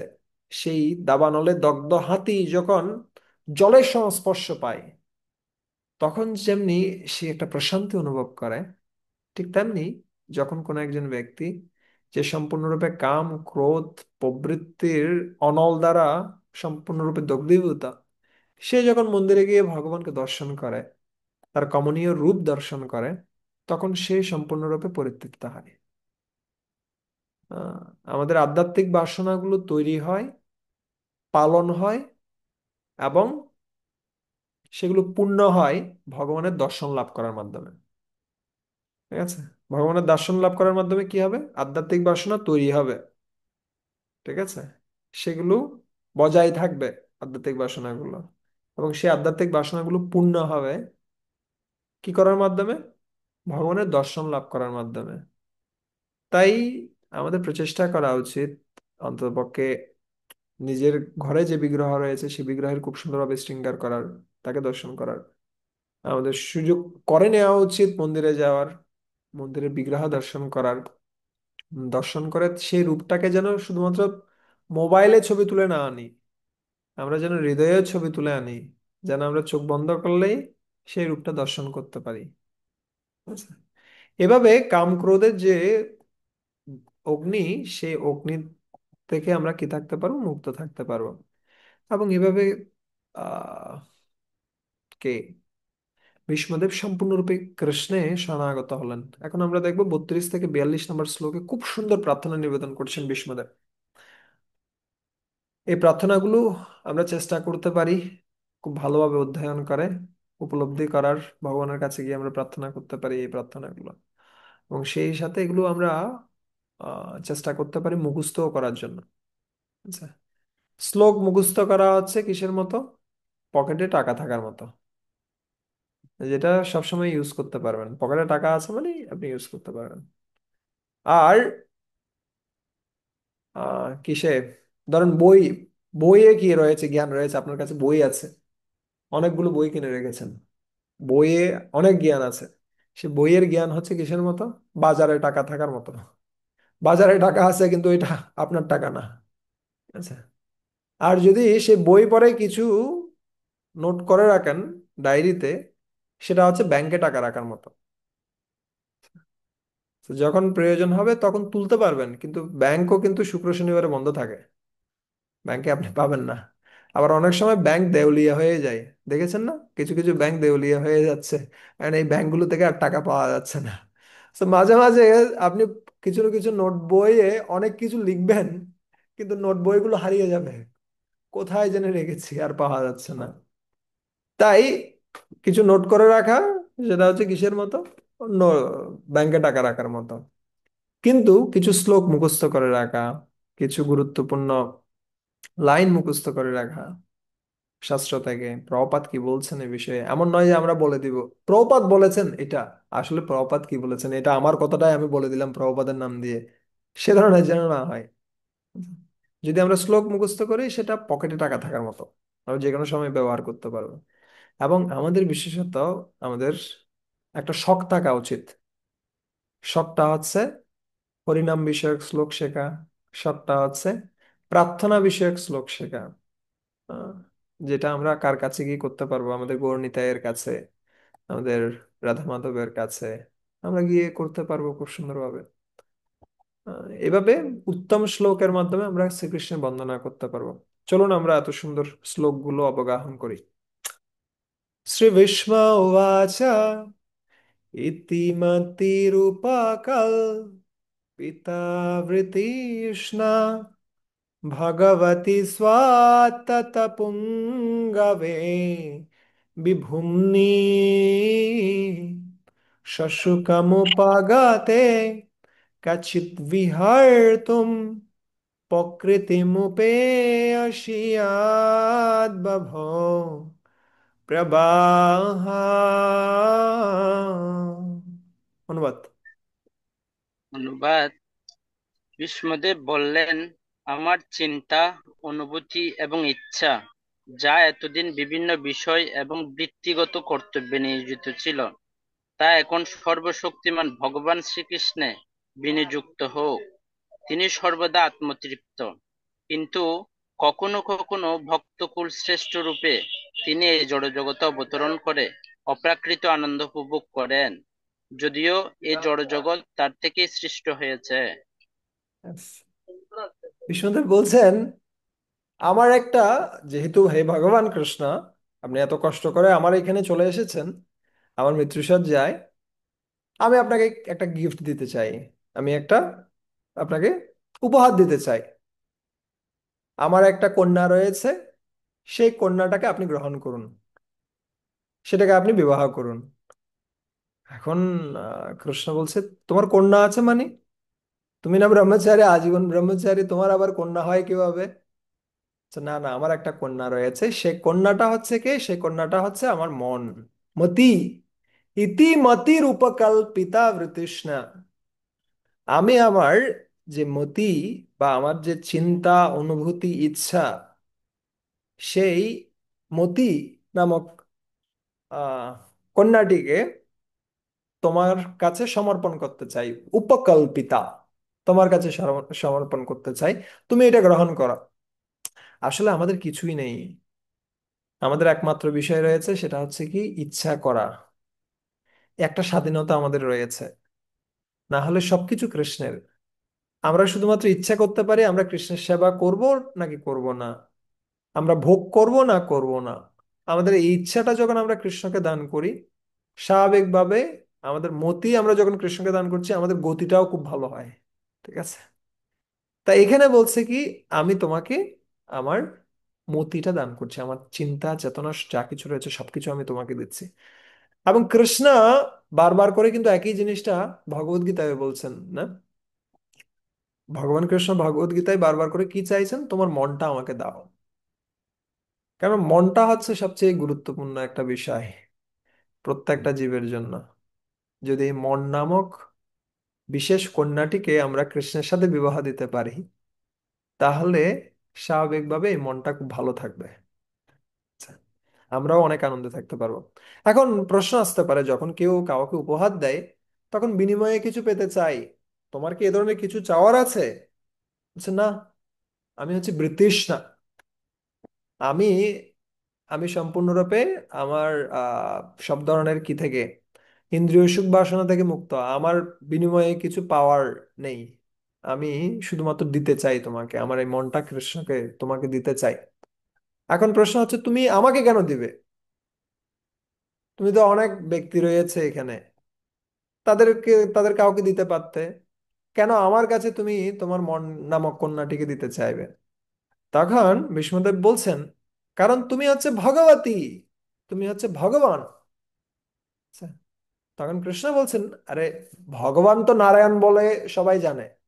সবাই জানে ভগবান হচ্ছে নারায়ণ, নারায়ণ হচ্ছেন সর্বশ্রেষ্ঠ। তুমি নারায়ণের প্রতি তোমার মনকে নিবদ্ধ করতে পারতে। বলছে, না না, তুমি হচ্ছে বিভূম্নি, তুমি হচ্ছে সর্বশ্রেষ্ঠ, তুমি হচ্ছে মহান, এবং তোমার রূপ থেকে সর্বশ্রেষ্ঠ রূপ আর কোথাও খুঁজে পাওয়া যায় না। ঠিক আছে, বিভূম্নি। এবং তুমি কিভাবে বিভূম্নি? কারণ তুমি বিশেষ করে তোমার ভক্তদের সাথে সমস্ত লীলা বিলাস করতে বিশেষভাবে আনন্দ পাও। সাত্তত পুঙ্গবে বিভূম্নি। তুমি তো আমার ভক্তদের সাথে, বিশেষ করে যদু এবং হচ্ছে কারা, পাণ্ডবেরা, এরা তোমার অত্যন্ত প্রিয়। তাই তাদের সাথে তুমি কি করো, লীলাবিলাস করো। বিভিন্ন প্রকার লীলাবিলাস করো, তুমি গোপীদের গোপীদের সাথে তুমি লীলাবিলাস করো। তুমি আহ কাদের সাথে, যশোদা মায়ের সাথে লীলাবিলাস করো। তাই কৃষ্ণের যে চারটি বিশেষ গুণ কৃষ্ণকে বিষ্ণু থেকেও শ্রেষ্ঠ করে দেয়, তার মধ্যে একটি হচ্ছে ভক্ত মাধুরী। তার ভক্তদের দ্বারা তিনি পরিবৃত থাকেন, এবং ভক্তদের সাথে লীলা করতে তিনি বিশেষভাবে পছন্দ করেন। ঠিক আছে। शशुकमुपगाते कचित् विहर्तुं प्रकृतिमुपेयसियाद्भवो প্রবাহ। আর তুমি যে নারায়ণের কথা বলছো, সে নারায়ণ রূপে তুমি মাঝে মাঝে কি করো? তুমি সাধারণত মাঝে মাঝে এই প্রকৃতি তুমি সৃষ্টি করো। এটাও তোমার এক প্রকার লীলা বিলাস, এটাও তোমার এক প্রকার রাসলীলা। প্রভুপাদ আরেকটা তাৎপর্য লিখছিলেন, এটা সম্ভবত দ্বিতীয় স্কন্ধে, যে দ্বিতীয় প্রথম স্কন্ধে তৃতীয় অধ্যায়ে তো আছে সেরকম কথা, যে কৃষ্ণ রাসলীলা করেন কাদের সাথে? গোপিকাদের সাথে। আর বিষ্ণু রাসলীলা করেন প্রকৃতির সাথে। প্রকৃতির যে উপাদানগুলো রয়েছে, সেই উপাদানগুলো দিয়ে তিনি কি করেন? তিনি সৃষ্টি কার্য সম্পাদন করেন, এটা তার রাসলীলা। আচ্ছা, দুটি রাসলীলা। প্রকৃতিম উপেয়সী ইয়াদ্বাবহ প্রবাহ। এবং তুমি কি করো? তুমি এই সমস্ত জগতে যে সমস্ত ভক্তরা রয়েছেন তাদেরকে আনন্দ প্রদান করার জন্য এই জগতে তুমি অবতীর্ণ হও, যদিও এই জগৎ তোমার কাছ থেকেই সৃষ্টি হয়েছে। ইয়াদ বাভো প্রবাহ। এবং ভগবান, আমরা কিছু সৃষ্টি করলে সেটার প্রতি আমরা খুব বেশি পরিমাণে আসক্ত হয়ে পড়ি। আমরা যদি কোনো একটা ঘর তৈরি করি কোনো ক্রমে, মানুষের তো সারা জীবনের লক্ষ্য থাকে একটাই, একটা ঘর বাঁধবো, ছেলেকে বিয়ে দিব, তারপরে পায়ের উপর পা দিয়ে জীবন কাটাবো।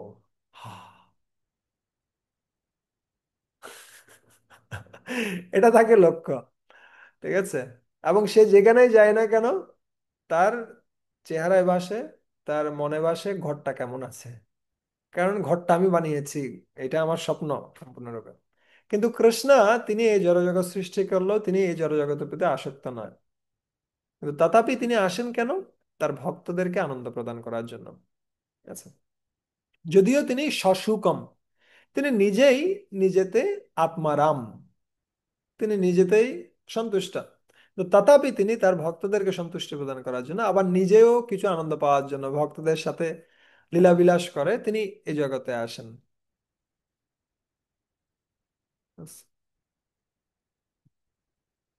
কখনো তিনি ভগবান শ্রীকৃষ্ণ রূপে অবতরণ করেন, আবার কখনো শ্রী চৈতন্য মহাপ্রভু রূপে। উভয় রূপেই তিনি ভক্ত শ্রেষ্ঠ। ভগবানের শুদ্ধ ভক্তদের তার সেবা করা, সেবা ছাড়া অন্য কোনো বাসনা নেই। তাই তাদেরকে বলা হয় সত্যত।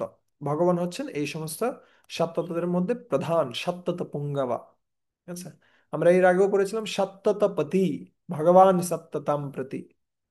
আচ্ছা, এবং এই মতি শব্দটা নিয়ে প্রভুপাদ ব্যাখ্যা করছেন, বাসনা নিয়ে বলছেন যে বাসনাকে কি করা যায় না, ত্যাগ করা যায় না, এটাকে কি করতে হয়, শুদ্ধ করতে হয়।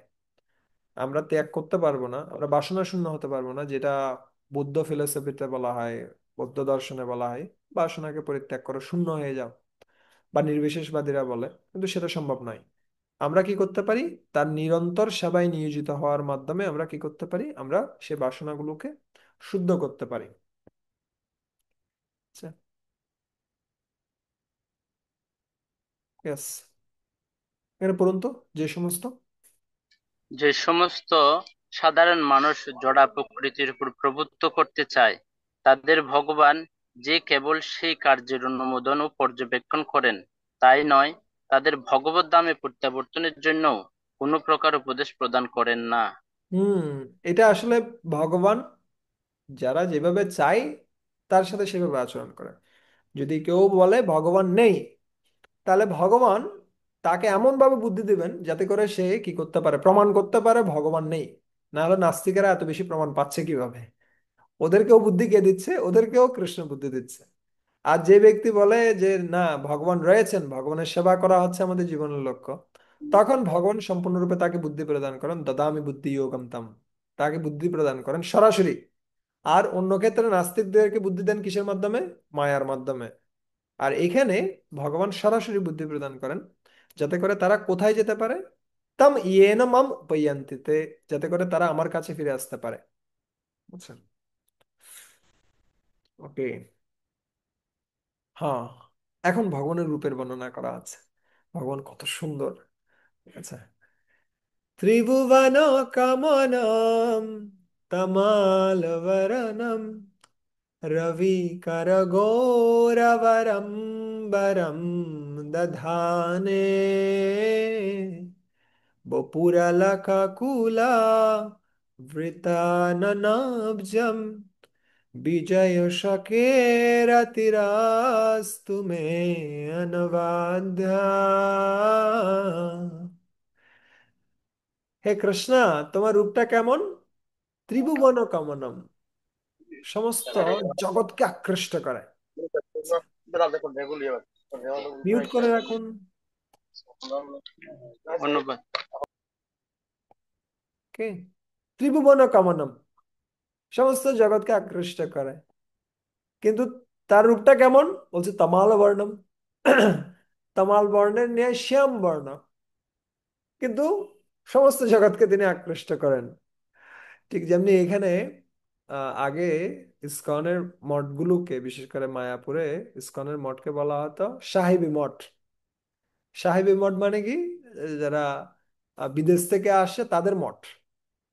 তখন ভক্তি পুরুষোত্তম মহারাজ বলছেন, হ্যাঁ, আমাদের মঠটা হচ্ছে সাহেবী মঠ, কিন্তু আমাদের যে সাহেব, সেই সাহেবটা হচ্ছে কালো সাহেব।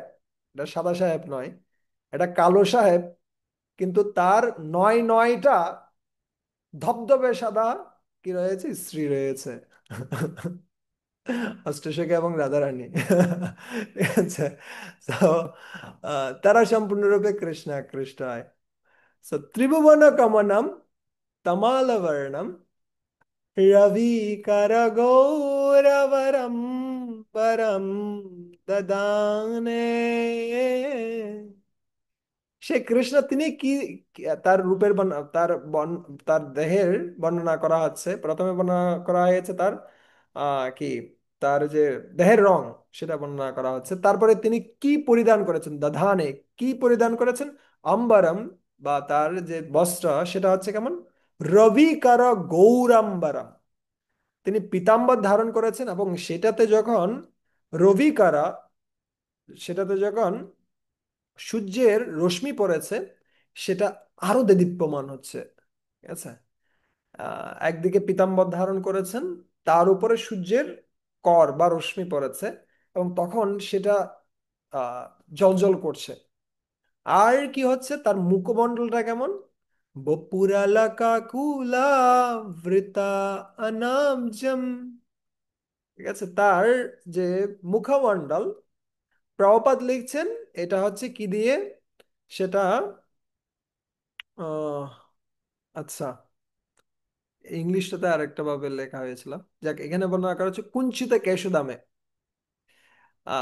বপুর আলাকা কুলাবৃতা।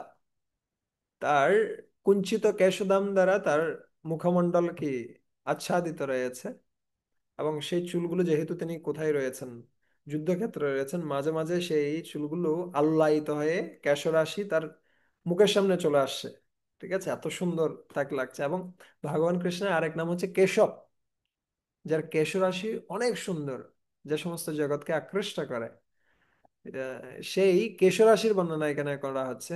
আননাব্জম, সেই আনন, আনন হচ্ছে কি মুখমণ্ডল, সেটা হচ্ছে আবজামের মতো। আবজাম মানে হচ্ছে কি পদ্ম, পদ্ম ফুলের ন্যায় যার মুখমণ্ডল, সেটা কি হচ্ছে সম্পূর্ণরূপে এই কুঞ্চিত কেশদাম দ্বারা আচ্ছাদিত হচ্ছে। বিজয় শকেরতিরাস্তু মে অনবাধ্য। বিজয় হচ্ছে কি, বিজয় হচ্ছে আহ অর্জুন, এবং বিজয়ের শকে হচ্ছে কি কৃষ্ণ।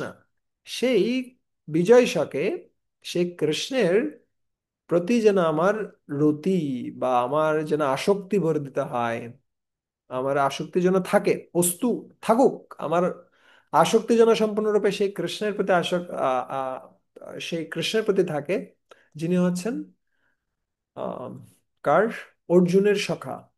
এবং সেটা শুধুমাত্র একবার নয়, অনবদ্যা, সেটা যেন নিরন্তর থাকে।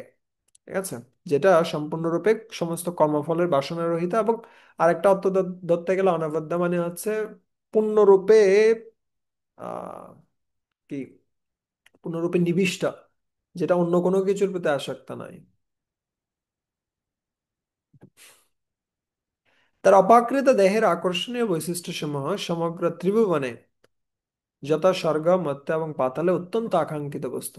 একই জিনিসটা আমরা বারবার করে দেখবো, ভগবানের রূপের বর্ণনা কিভাবে আহ কে বর্ণনা করছেন, ধ্রুব মহারাজকে যখন শিক্ষা প্রদান করছিলেন নারদ মুনি, তখনও তিনি বলছেন তরুণম রমণীয়ঙ্গম অরুণষ্ট ইক্ষণাদরম প্রণত আশ্রয়নম নৃম্নম শরণ্যম করুণার্ণবম। তরুণম, তিনি সবসময় তরুণ।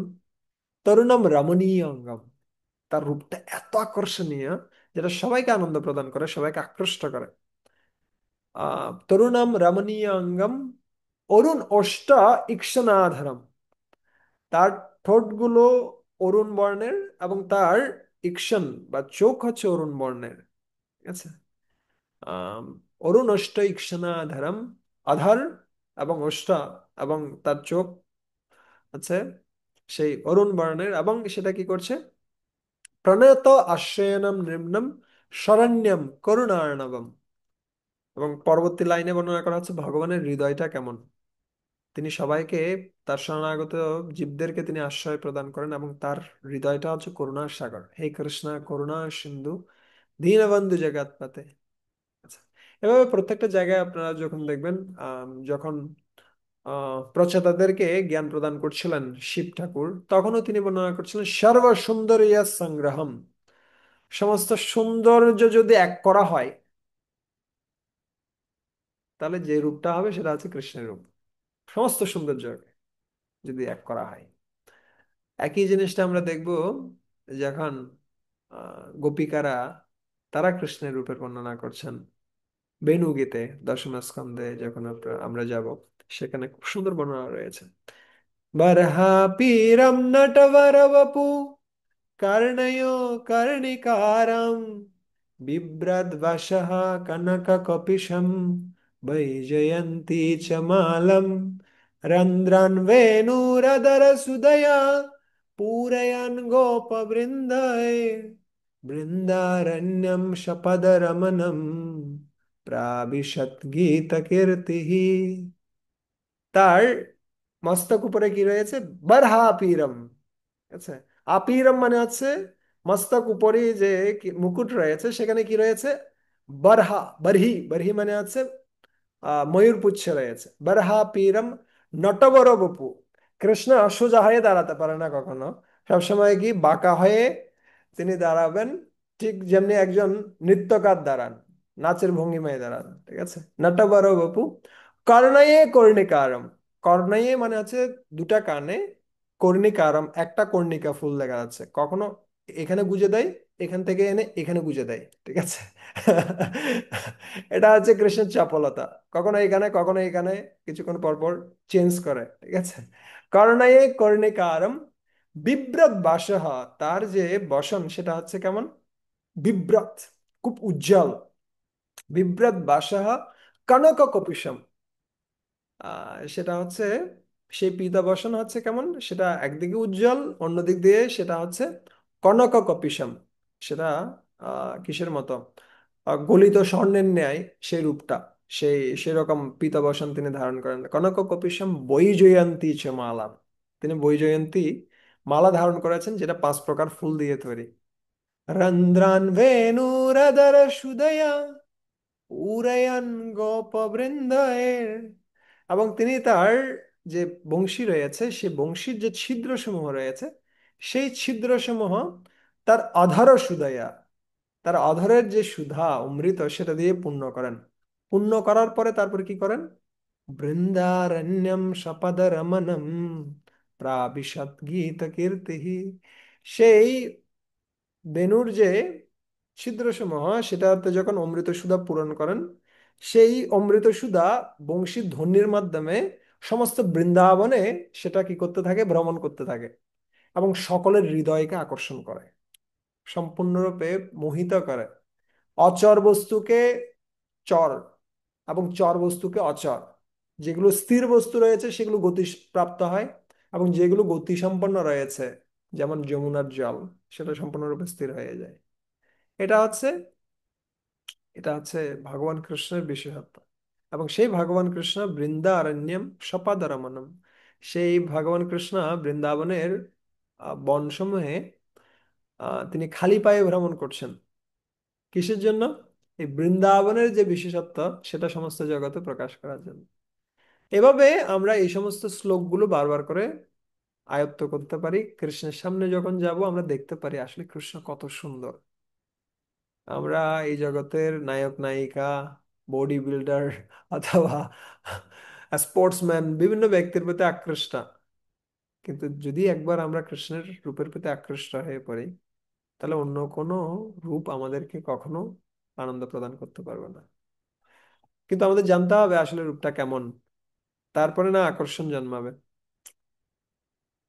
তো এখানে বিজয়েশকে বলে তিনি সম্বোধন করছেন, কেন, কারণ তিনি সেই বীর রসের ভক্ত, এবং যে যে রসে রয়েছে সেই রসের রসিক শেখর হচ্ছেন কৃষ্ণ। এবং তাকে যখন সেভাবে কেউ সম্বোধন করেন, কৃষ্ণ তখন সন্তুষ্ট হন। ওকে, এখানে একটা গুরুত্বপূর্ণ কথা প্রভুপাদ লিখছেন ভগবানের সঙ্গে। ওকে, আমরা এখান থেকে পড়ি, কোথায় পড়ুন তো, এটা অল্প বুদ্ধি সম্পন্ন। অল্প বুদ্ধিসম্পন্ন জড়জাগতিক মানুষেরা যারা ভগবানের সঙ্গে এই প্রকার দিব্য সম্পর্কের ভাব কৃত্রিমভাবে প্রদর্শন করে থাকে, তারা ব্রজধামের গোপিকাদের অনুকরণ করে সরাসরি মাধুর্য রসে প্রবেশ করতে চায়। ভগবানের সঙ্গে এই প্রকার লঘু সম্পর্ক প্রদর্শন জড়বাদীদের হীন মনোবৃত্তিরই প্রকাশ করে থাকে। কেননা যারা ভগবানের সঙ্গে মাধুর্য রসের সম্পর্কের স্বাদ আস্বাদন করেছে, তারা জড়জাগতিক মিথুন সম্পর্কে কখনো আসক্ত হতে পারে না, যা এমনকি জড়বাদী নীতিবাদীদের দ্বারাও নিন্দিত হয়ে থাকে। হুম, মাধুর্য রসে যদি কেউ আস্বাদন করতে চায় ব্রজ গোপিকাদের সাথে, কৃষ্ণের যে সমস্ত লীলা সেগুলো যদি আস্বাদন করতে চায়, তার প্রথম যোগ্যতায় আছে সে স্থূল মৈথুন সম্পর্ক থেকে সম্পূর্ণরূপে মুক্ত, তার মনটা এই সমস্ত বিষয়ের প্রতি কোনো রকমই আসক্ত নয়। যদি এই সমস্ত বিষয়ে কারো আসক্তি থাকে, তাহলে সে এই সমস্ত লীলা বুঝতে পারবে না কখনো। আর যখন কেউ এই লীলায় প্রবেশ করে, আহ স্বাভাবিকভাবে এটার ফল, রাসলীলার ফল বর্ণনা করা হচ্ছে কি, বৃক্রীড়িতম ব্রজবধূভিরিদম চ বিষ্ণু সদ্দান্বিতা অনুশৃণুয়াত অত বর্ণয়াত ইহ ভক্তিম পরম ভগবতী প্রতিলভ্য কামম হৃদ্রোগমাশু অপহিনোতি অচিরেণ ধীরঃ। যদি কেউ এই ভগবান কৃষ্ণের সাথে গোপিকাদের যে রাসনৃত্য এই সম্বন্ধে যদি কেউ শ্রবণ করে তাহলে সে কাম থেকে মুক্ত হবে, সম্পূর্ণরূপে কাম থেকে মুক্ত হয়ে সে কৃষ্ণের প্রতি আসক্ত হবে। এটা হচ্ছে এই রাসন নৃত্য বা রাসলীলা শ্রবণ করার মূল উদ্দেশ্য। কিন্তু যদি কেউ রাসলীলা শ্রবণ করে অথবা মাধুর্য লীলা শ্রবণ করে, সে যদি জড় বিষয়ের কথা চিন্তা করে বা মিথুনী ভাবের কথা চিন্তা করে যা সে জড় জীবনে করে আসছে, তাহলে বুঝতে হবে সে সবচেয়ে অধঃপতিত। তার আগে কি শোনা উচিত? অর্জুন কৃষ্ণের কথা শোনা উচিত, গোপী কৃষ্ণের কথা শোনার আগে। ঠিক আছে, তাই 9টা স্কন্ধ পার করেই আমরা দশম স্কন্ধে যাই। এমন নয় যে দশম স্কন্ধে যাওয়ার পরে আমরা আবার কি করি, আমরা ব্যাক থেকেই কি করি, শুরু করি না। আমরা আগে অর্জুন কৃষ্ণের কথা শুনি যা এখানে আমরা দেখতে পাচ্ছি, তারপরে আমরা ধীরে ধীরে উন্নত হই। আমরা একটা স্তরে এসে কি শুনি, আমরা কৃষ্ণের কথা শুনি রাধারানীর সাথে অথবা গোপিকাদের সাথে। ইতিমধ্যেই রূপের বর্ণনা করেছেন বিষ্ণুদেব, এবং ভগবানের কেশরাশির কথা ইতিমধ্যে বর্ণনা করেছেন, তার চেহারার কথা বর্ণনা করেছেন। কিন্তু বিষ্ণুদেব এত বেশি মগ্ন কৃষ্ণলীলায়, তিনি আবার একই কথাটা বর্ণনা করছেন, তার রূপটা কত সুন্দর সেটা আবার বর্ণনা করছেন।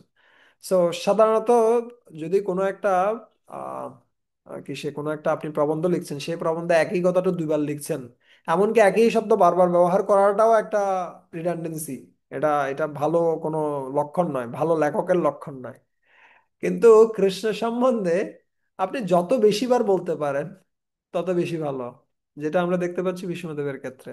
বিষ্ণুদেব তিনি একবার বর্ণনা করেছেন কৃষ্ণের রূপের কথা, তার চুলের কথা, তার কেশরাশির কথা, আবার তিনি একই কথাটা বর্ণনা করবেন এই শ্লোকে, পরবর্তী শ্লোকগুলোতে।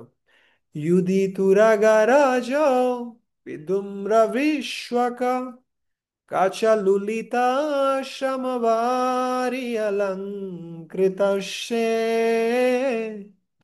मम निशितशरय विविद्यमान तचिविलसत् कवचे अस्तु कृष्णात्मा। সেই যুদ্ধক্ষেত্রে ইউদি তুরগা রাজা, তুরগা মানে হচ্ছে কি অশ্বের, অশ্বের যে রাজা, বৃন্দাবনে থাকে কি গোধূলি, গাভীদের পদরাজা, গাভীদের পায়ের আঘাতে যে রজ উৎপন্ন হয় বা বাতাসে ঘুরে, সেটা থাকে বৃন্দাবনে। কিন্তু এই কুরুক্ষেত্রে কি রয়েছে? তুরগা রাজা, আহ ঘোড়ার পদধূলি সেটা সব জায়গায় কি করছে, ভেসে বেড়াচ্ছে। সেটা এসে কোথায়? কৃষ্ণের যে চুল সেখানে এসে পড়ছে। বিশ্বকা, কাঁচা, কাঁচা মানে আছে কেশ, সেই কেশ রাশিতে সেটা পড়ছে এবং সেটা বিধূম্র, ধূসরিতা, কৃষ্ণের সুন্দর কালো কেশদাম সেটা ধূসর বর্ণের হয়ে যাচ্ছে। ঠিক আছে, আর কি হচ্ছে? সমবারই অলঙ্কৃত এসছে, এবং যুদ্ধক্ষেত্রে যেহেতু ভগবান কৃষ্ণ অনেক পরিশ্রম করছেন, তাই তার কপালের সব বিভিন্ন স্থানে সমবারী, ক্ষুদ্র ক্ষুদ্র কি দেখা যাচ্ছে, আহ ঘাম বিন্দু দেখা যাচ্ছে। এবং সেটা ভগবান কৃষ্ণের যে সৌন্দর্য, সেটা কি করছে না, ধ্বংস করছে না, সেটা কমিয়ে দিচ্ছে না, বরং সেটা আরো বর্ধিত করছে। সেজন্য কি ব্যবহার করা হচ্ছে? অলঙ্কৃত সে, সেটা অলংকারের মতো কাজ করছে, আরো সুন্দর করছে। এবং আরো অলংকার রয়েছে, সেই অলংকারটা, আরেকটা অলংকার হচ্ছে কি মম নিশিতা স্বরের বিবিদ্যমান, আমার, আমি যেই তীরসমূহ নিক্ষেপ করেছি ভগবান কৃষ্ণের প্রতি, সেই সমস্ত স্বরগুলো, সেগুলো আছে ভগবান কৃষ্ণের অলংকার। এবং সেগুলো কি করেছে? বিলাসৎ কবচে, কবচ মানে হচ্ছে যে কি ব্যবহার করা হয়েছে, আহ বর্ম, কবচ, যে বর্ম রয়েছে। আমরা সাধারণত যারা কি করে, যুদ্ধ করে, তারা বর্ম পরে যাতে করে শত্রুর হাত থেকে রক্ষা পাওয়া যায়, বা যে তীর রয়েছে, তীরের হাত থেকে রক্ষা পাওয়া যায়। কিন্তু এখানে কি করেছে, ভগবান কৃষ্ণের প্রতি এমন ভাবে তিনি স্বর নিক্ষেপ করেছেন, সেই স্বর কি করছে, বর্মকে ছেদ করে সেটা কিসে গিয়ে পড়ছে, সেটা ভগবান কৃষ্ণের যে ত্বক রয়েছে সেই ত্বকে গিয়ে আঘাত করছে। আচ্ছা। এবং এটাকে তুলনা করছেন প্রভুপাদ, খুব সুন্দর একটা উদাহরণ দিয়ে শিলা প্রভুপাদ এখানে তুলনা করছেন। আহ ইয়েস, শ্রী বিষ্ণুদেব ছিলেন দাস্যরসে ভগবানের একজন মহান ভক্ত, তাই ভগবানের চিন্ময় শরীরের প্রতি তার স্বরনিক্ষেপ অন্য ভক্তের দ্বারা তার প্রতি কোমল পুষ্প নিবেদনেরই সমান। বিশ্বনাথ চক্রবর্তী ঠাকুর আরো এক ধাপ এগিয়ে যাচ্ছেন। বিশ্বনাথ চক্রবর্তী ঠাকুর তিনি বলছেন, এটা পড়ুন তো, একজন মহান। একজন মহান আচার্য এবং মাধুর্য রসে ভগবানের ভক্ত শ্রী বিশ্বনাথ চক্রবর্তী ঠাকুর এ সম্পর্কে এক অত্যন্ত মহত্বপূর্ণ মন্তব্য করেছেন। তিনি বলেছেন যে ভীষ্মদেবের তীক্ষ্ণ বাণের দ্বারা ভগবানের দেহ যে আহত হয়েছিল তা ভগবানের কাছে সম্ভোগের প্রবল আবেগের ফলে প্রেমিকার দংশনের মতো আনন্দদায়ক। প্রেমিকার দ্বারা এই প্রকার দংশন শত্রুতার লক্ষণ বলে মনে হয় না, যদিও তার ফলে দেহ ক্ষত হয়। তাই ভগবান এবং তার শুদ্ধ ভক্ত শ্রী বিষ্ণুদেবের মধ্যে যে যুদ্ধ হয়েছিল তা ছিল দিব্যানন্দের আদান প্রদান। হুম, বিশ্বনাথ চক্রবর্তী ঠাকুর আরো সুন্দরভাবে ব্যাখ্যা করছেন। প্রপাত একটা সিম্পল কি দিয়েছেন, উদাহরণ দিয়েছেন, এটা ফুল নিক্ষেপ করার মতো। ঠিক আছে, ওকে। আহ তাই ভগবানের ভক্ত যারা রয়েছে তারা এই সমস্ত বিষয়ে কি হয় না, বিভ্রান্ত হয় না। তাই অভক্ত নাস্তিকদের কাছে বিষ্ণুদেব কর্তৃক ভগবান শ্রীকৃষ্ণের দেহ বাণের দ্বারা বিদ্ধ হওয়াটা একটি বিভ্রান্তকর সমস্যা। কিন্তু ভক্ত বা মুক্ত আত্মাগণ তাতে বিভ্রান্ত হন না, বিভ্রান্ত হন না। আচ্ছা, এই সাথে আরেকটা জিনিস যেটা আমরা যদি ঈশোপনিষদ পরে দেখি, সেখানে আমরা দেখব অশ্নাবিরম শুদ্ধম অপাপ বিদ্ধম। অশ্নাবিরম, ভগবানের দেহে কি নেই রক্ত মজ্জা মাংস বা এই সমস্ত কিছু দিয়ে তিনি তৈরি নন, তিনি হচ্ছেন শুদ্ধ, তিনি অপাপ বিদ্যাম। আচ্ছা, তাহলে এখন প্রশ্ন আসতে পারে কিভাবে ভগবানের দেহ থেকে রক্ত বের হচ্ছে, সামান্য পরিমাণে রক্ত বের হচ্ছে, ঘাম বের হচ্ছে। আসলে ভগবানের লীলা শক্তির প্রভাবে এই সমস্ত কিছু হয়। যদিও ভগবান সম্পূর্ণরূপে চিন্ময়, তার লীলাটিকে পরিপুষ্ট করার জন্য লীলা শক্তি সেটিকে এমন ভাবে আয়োজন করেন যাতে করে সেটি দেখতে একজন সাধারণ মানুষের কার্যক্রমের মতোই দেখতে মনে হয়, কিন্তু আসলে সেটি কোনোটাই সাধারণ নয়। ঠিক যেমনি ভগবান বিষ্ণু তিনি যখন এই জগৎ সৃষ্টি করতে চান, তখন তিনি এই তার দেহ থেকে, অপাকৃত দেহ থেকে ঘামবাড়ি সৃষ্টি করেন। এবং সেই অপাকৃত ঘাম থেকে কি সৃষ্টি হয়, এই পুরো ব্রহ্মাণ্ডের অর্ধেকটা জলে পরিপূর্ণ হয়। ঠিক আছে, সো তার সমস্ত কিছুই হচ্ছে চিন্ময়। এবং তার লীলা যা কিছু আমরা দর্শন করছি, সমস্ত কিছু লীলা চিন্ময়, এগুলো কি নয়, জড় নয়। ঠিক আছে, ওকে। ভগবানের মহান ভক্ত বিষ্ণুদেবের দ্বারা আহত হয়ে ভগবান আনন্দ উপভোগ করছেন, এবং যেহেতু বিষ্ণুদেব হচ্ছেন বীর রসের ভক্ত, তাই ক্ষতবিক্ষত অবস্থায় শ্রীকৃষ্ণের রূপের প্রতি তিনি তার মনকে একাগ্রীভূত করেছিলেন। এখন পরবর্তী শ্লোকগুলোতে আমরা দেখতে পাবো কিভাবে আহ ভগবান তার ভক্তের অধীন, ভক্তের মর্যাদা বর্ধিত করার জন্য তিনি কিভাবে সম্পূর্ণরূপে নিজেকে নিয়োজিত করেন, সেটা আমরা দেখব পরবর্তীতে। সপদি সখি বাচ নিঃসম্মোদে নিজ পরয়োর্বলয়োরতম নিবেশ স্থিতবতী পরশৈ নিকরায়ুরক্ষ্ণ ঋতবতী পার্থক সখেরতির মমস্তু। অনুবাদ করুন তো। অর্জুনের আদেশে পালনার্থে তার সখা ভগবান শ্রীকৃষ্ণ কুরুক্ষেত্রের রণাঙ্গনে অর্জুন এবং দুর্যোধনের সৈন্যদের মাঝখানে তার রথটি নিয়ে গিয়েছিলেন, এবং তখন সেখানে তার কৃপা কটাক্ষের দ্বারাই বিপক্ষ দলের আয়ু হরণ করে নিলেন। শত্রুর দিকে শুধুমাত্র তার দৃষ্টিপাতের ফলেই তা সাধিত হলো। আমার চিত্ত সেই শ্রীকৃষ্ণে নিবদ্ধ হোক। হুম। তো প্রপাত এখানে সেই ঘটনাটা বলছেন। প্রথম অধ্যায়ে আমরা দেখতে পাবো, যেখানে 21 নম্বর শ্লোক থেকে 25 নম্বর শ্লোকে অর্জুন কৃষ্ণকে বলছেন, সেনয়োর উভয়োর মধ্যে রথ স্থাপয়ন মে অচ্যুত, হে অচ্যুত, তুমি কি করো, এই রথকে স্থাপন করো আমার সেনা এবং বিপরীত পক্ষের সেনার মধ্যে। একই কথাটা এখানে বর্ণনা করা হচ্ছে, সপদি সখী বাচো, যখন সকার আদেশে তিনি কি করলেন, নিশম্য মধ্যে শ্রবণ শ্রবণ করে তিনি কি করলেন, উম সকার আদেশটা কি ছিল, নিজ পরয় বলয় রথম নিবেশ, আমার নিজা পরয় অন্যের অথবা আমার বিপরীত পক্ষের বলয় বা শক্তি সম্পন্ন যে সমস্ত ব্যক্তিরা রয়েছে তাদের মাঝখানে গিয়ে কি করো, রথটাকে অবস্থান করাও। ঠিক আছে। তো সেই কথা শুনে ভগবান শ্রীকৃষ্ণ কি করেছেন, তিনি রথকে স্থাপন করেছেন। আসলে আমরা যখনই বলি আমার এবং তোমার, আমরা যখনই বলি আমার পক্ষের লোক বিপরীত পক্ষের লোক, এটাই হচ্ছে আসলে আমাদের সবচেয়ে বড় একটা শত্রু। তো ভগবান কৃষ্ণের কাছে অর্জুন বলেছিলেন যে তুমি আমার শত্রুদেরকে দেখাও কারা কারা আমার সাথে যুদ্ধ করতে এসেছে। কৃষ্ণ তখন দেখিয়ে দিলেন দুই পক্ষের লোকজনেই, এই পক্ষের লোকজন এই পক্ষের লোকজন দুজনের মাঝখানে ঢুকিয়ে দিয়েছেন একদম, যাতে করে দুই পক্ষকে দেখা যায়। কেন? কারণ যখনই আমরা মনে করছি আমার এবং তোমার, তখন এটাই হচ্ছে আমাদের জন্য সবচেয়ে বড় একটা শত্রু। আচ্ছা। তাই আমাদের এই সংকীর্ণতা থেকে বড় উত্তীর্ণ হতে হবে ধীরে ধীরে। ব্রড অ্যান্ড ইউর ভিশন, তোমার ভিশনটাকে ব্রড করো।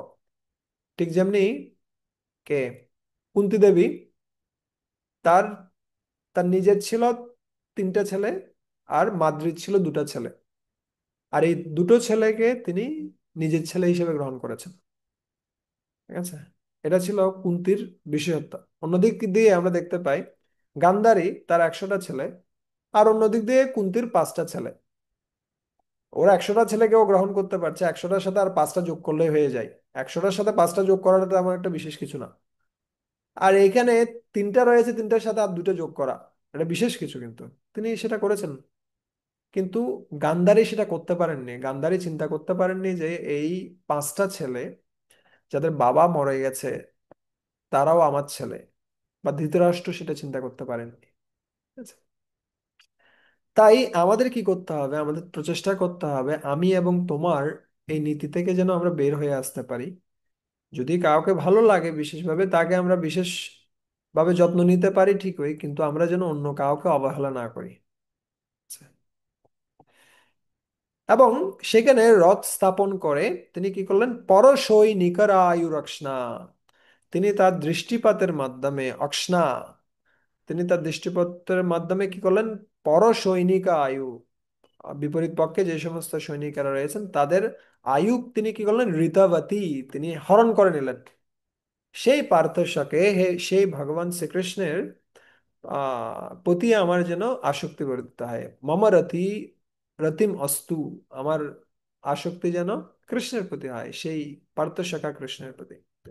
আচ্ছা। এখানে উদাহরণ দিচ্ছেন শিলা প্রপাত, পরমাত্মা হওয়ার ফলে ভগবান কারোরই আজ্ঞাবাহক অথবা আদেশ পালক নন।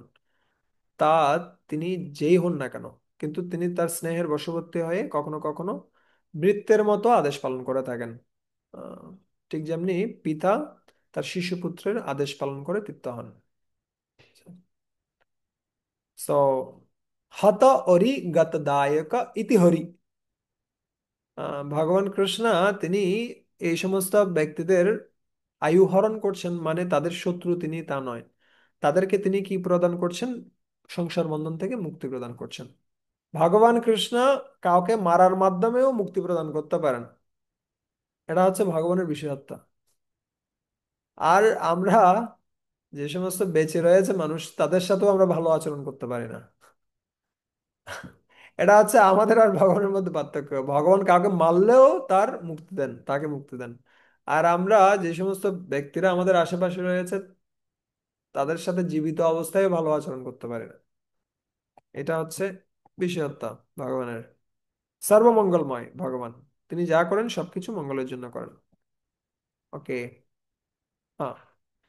ব্যবহিতা প্রীতানা মুখম নিরীক্ষ সজনবদাদ বিমুখস্য দোষবুদ্ধ্যা কুমতি মহারাত আত্মবিদ্যয়ায়শ চরণরতি পরমশ মে পরমশত সময়স্তু। তো ব্যবহিত প্রীতনা মুখম নিরীক্ষা, সে সমস্ত সৈন্যদের মুখ যখন তিনি দর্শন করলেন দূর থেকে, তখন তিনি তিনি নিজেকে কি করতে চাইলেন, নিজেকে তিনি ধিক্কার জানাতে শুরু করলেন এবং তিনি সাথে সাথে আহ দ্বিধাগ্রস্ত হয়ে গেলেন। দোষ বুদ্ধিয়া, কলুষিত বুদ্ধিমত্তা, আহ, বুদ্ধিবৃত্তি সম্পন্ন হয়ে গেলেন। কিসের জন্য? স্বজন বদাত বিমুখস্য, আমি কিভাবে আমার স্বজনদেরকে হত্যা করব, দ্রোণাচার্য, কৃপাচার্য আদি যে সমস্ত ব্যক্তিরা, ভীষ্মদেব, তাদেরকে আমি কিভাবে হত্যা করব।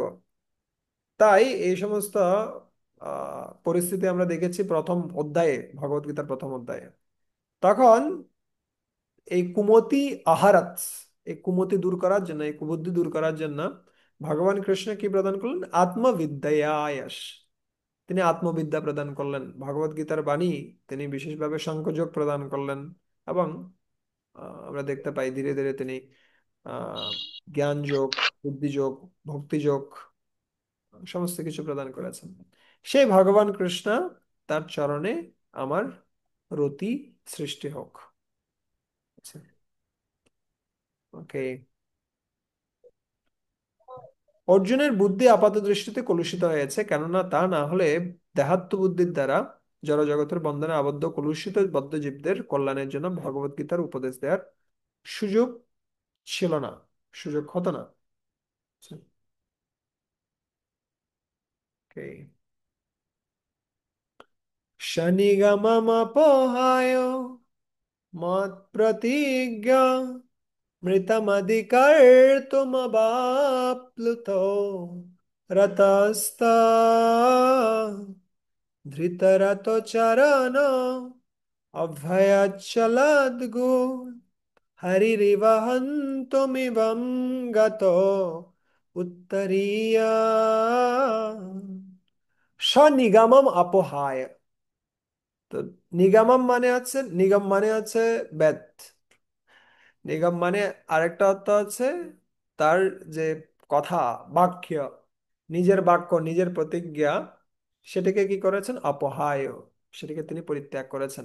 তিনি কি প্রতিজ্ঞা করেছিলেন? তিনি প্রতিজ্ঞা করেছেন, আমি এই কুরুক্ষেত্রের যুদ্ধে কোনো কি ধারণ করব না, আমি অস্ত্র ধারণ করব না, আমি শুধুমাত্র রথের সারথি হয়ে থাকতে পারি অর্জুনের, এছাড়া আমি আর কিছুই করব না। কিন্তু সেটাকে তিনি, প্রতিজ্ঞাটা তিনি অপহায়, পরিত্যাগ করেছেন। কিসের জন্য? মত প্রতিজ্ঞাম ঋতমধিকর্তুম, আমার প্রতিজ্ঞাকে কি করার জন্য? গুরুত্ব প্রদান করার জন্য। কি প্রতিজ্ঞা করেছেন ভীষ্মদেব?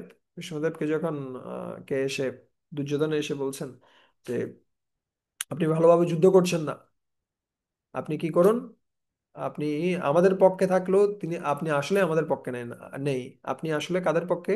পাণ্ডবদের পক্ষে। তখন ভীষ্মদেব বলছেন, কালকে আমি অবশ্যই কি করব? আমি অবশ্যই এ পঞ্চ পাণ্ডবকে হত্যা করব। ঠিক আছে।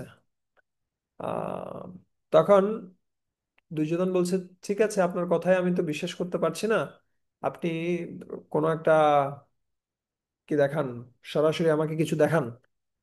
তখন ভীষ্মদেব বলছেন, হ্যাঁ ঠিক আছে, তাহলে এই 5টা বাণ আমি নিচ্ছি, এই 5টা বাণ দিয়ে আমি 5জন পাণ্ডবকে আমি হত্যা করব, তোমার কাছে আমি কথা দিচ্ছি। তখন আহ, ভীষ্মদেব, যুধিষ্ঠির মহারাজ, দুর্যোধন বলছেন যে ঠিক আছে, এই বাণগুলো আমাকে দিয়ে দিন, আমি এগুলো সংরক্ষণ করছি, কালকে আমি আপনাকে প্রদান করব ঠিক সময়ে। আর এদিকে ভগবান কৃষ্ণ তিনি কাকে বললেন?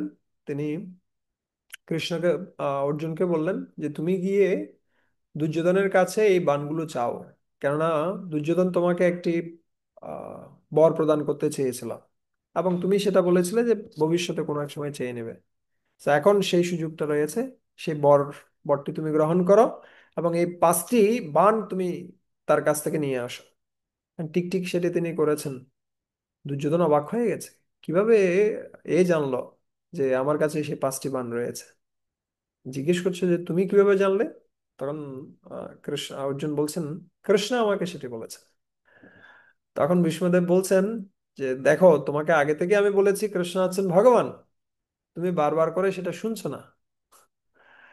সো তথাপি আমি কালকে এই 5টা বাণ না থাকলেও আমি এই পঞ্চপাণ্ডবকে হত্যা করব, যদি না কৃষ্ণ অস্ত্র ধারণ করে। যদি কৃষ্ণ অস্ত্র ধারণ করে, তার প্রতিজ্ঞা ভঙ্গ করে, তাহলে আমি কিছু করতে পারবো না। আর যদি সে অস্ত্র ধারণ না করে, তাহলে অবশ্যই আমি এই পঞ্চপাণ্ডবকে হত্যা করব। আর এমন ভাবে যুদ্ধ করেছেন ভীষ্মদেব, অর্জুনকে বিভ্রান্ত করে ফেলেছেন। এবং তিনি তার আহ তীরের মাধ্যমে তার রথকে ধ্বংস করেছেন। এবং তখন ভগবান কৃষ্ণ তিনি কি করেছেন, রথের চাকা নিয়ে ধৃতরাতচারণ, যেটা এখানে বর্ণনা করা আছে। দেখেন রথের চাকার কত সুন্দর অর্থ দিচ্ছে, শব্দ দিচ্ছে ধৃতরাতচারণ। আমাদের চরণ রয়েছে, আর রথেরও চরণ রয়েছে, যেটা হচ্ছে চাকা। সেই চাকাটা ধারণ করে অভয়াত চালাদগু। অভয়াত মানে হচ্ছে কি, খুব ছুটে গিয়েছিলেন, দ্রুত গতিতে ছুটে গিয়েছিলেন। এবং চালাদগু, আর যখন ছুটে যাচ্ছেন তখন পৃথিবী কম্পিত হচ্ছিল। হরির ইবা হন্তুম ইবা গত উত্তরীয়। এবং হরি, হরি মানে হচ্ছে কি, হরি মানে হচ্ছে সিংহ, সিংহের গর্জনের ন্যায় তিনি কি করছিলেন, ছুটে গিয়েছিলাম হন্তুম ইবা। হন্তুম, হন্তুম মানে হচ্ছে হত্যা করা। তিনি বলছিলেন আজকে আমি ভীষ্মদেবকে হত্যা করব। ভীষ্মদেবের আজকে হচ্ছে শেষ দিন। চিৎকার করে করে তিনি যাচ্ছেন, আর ভূমি কাঁপছে।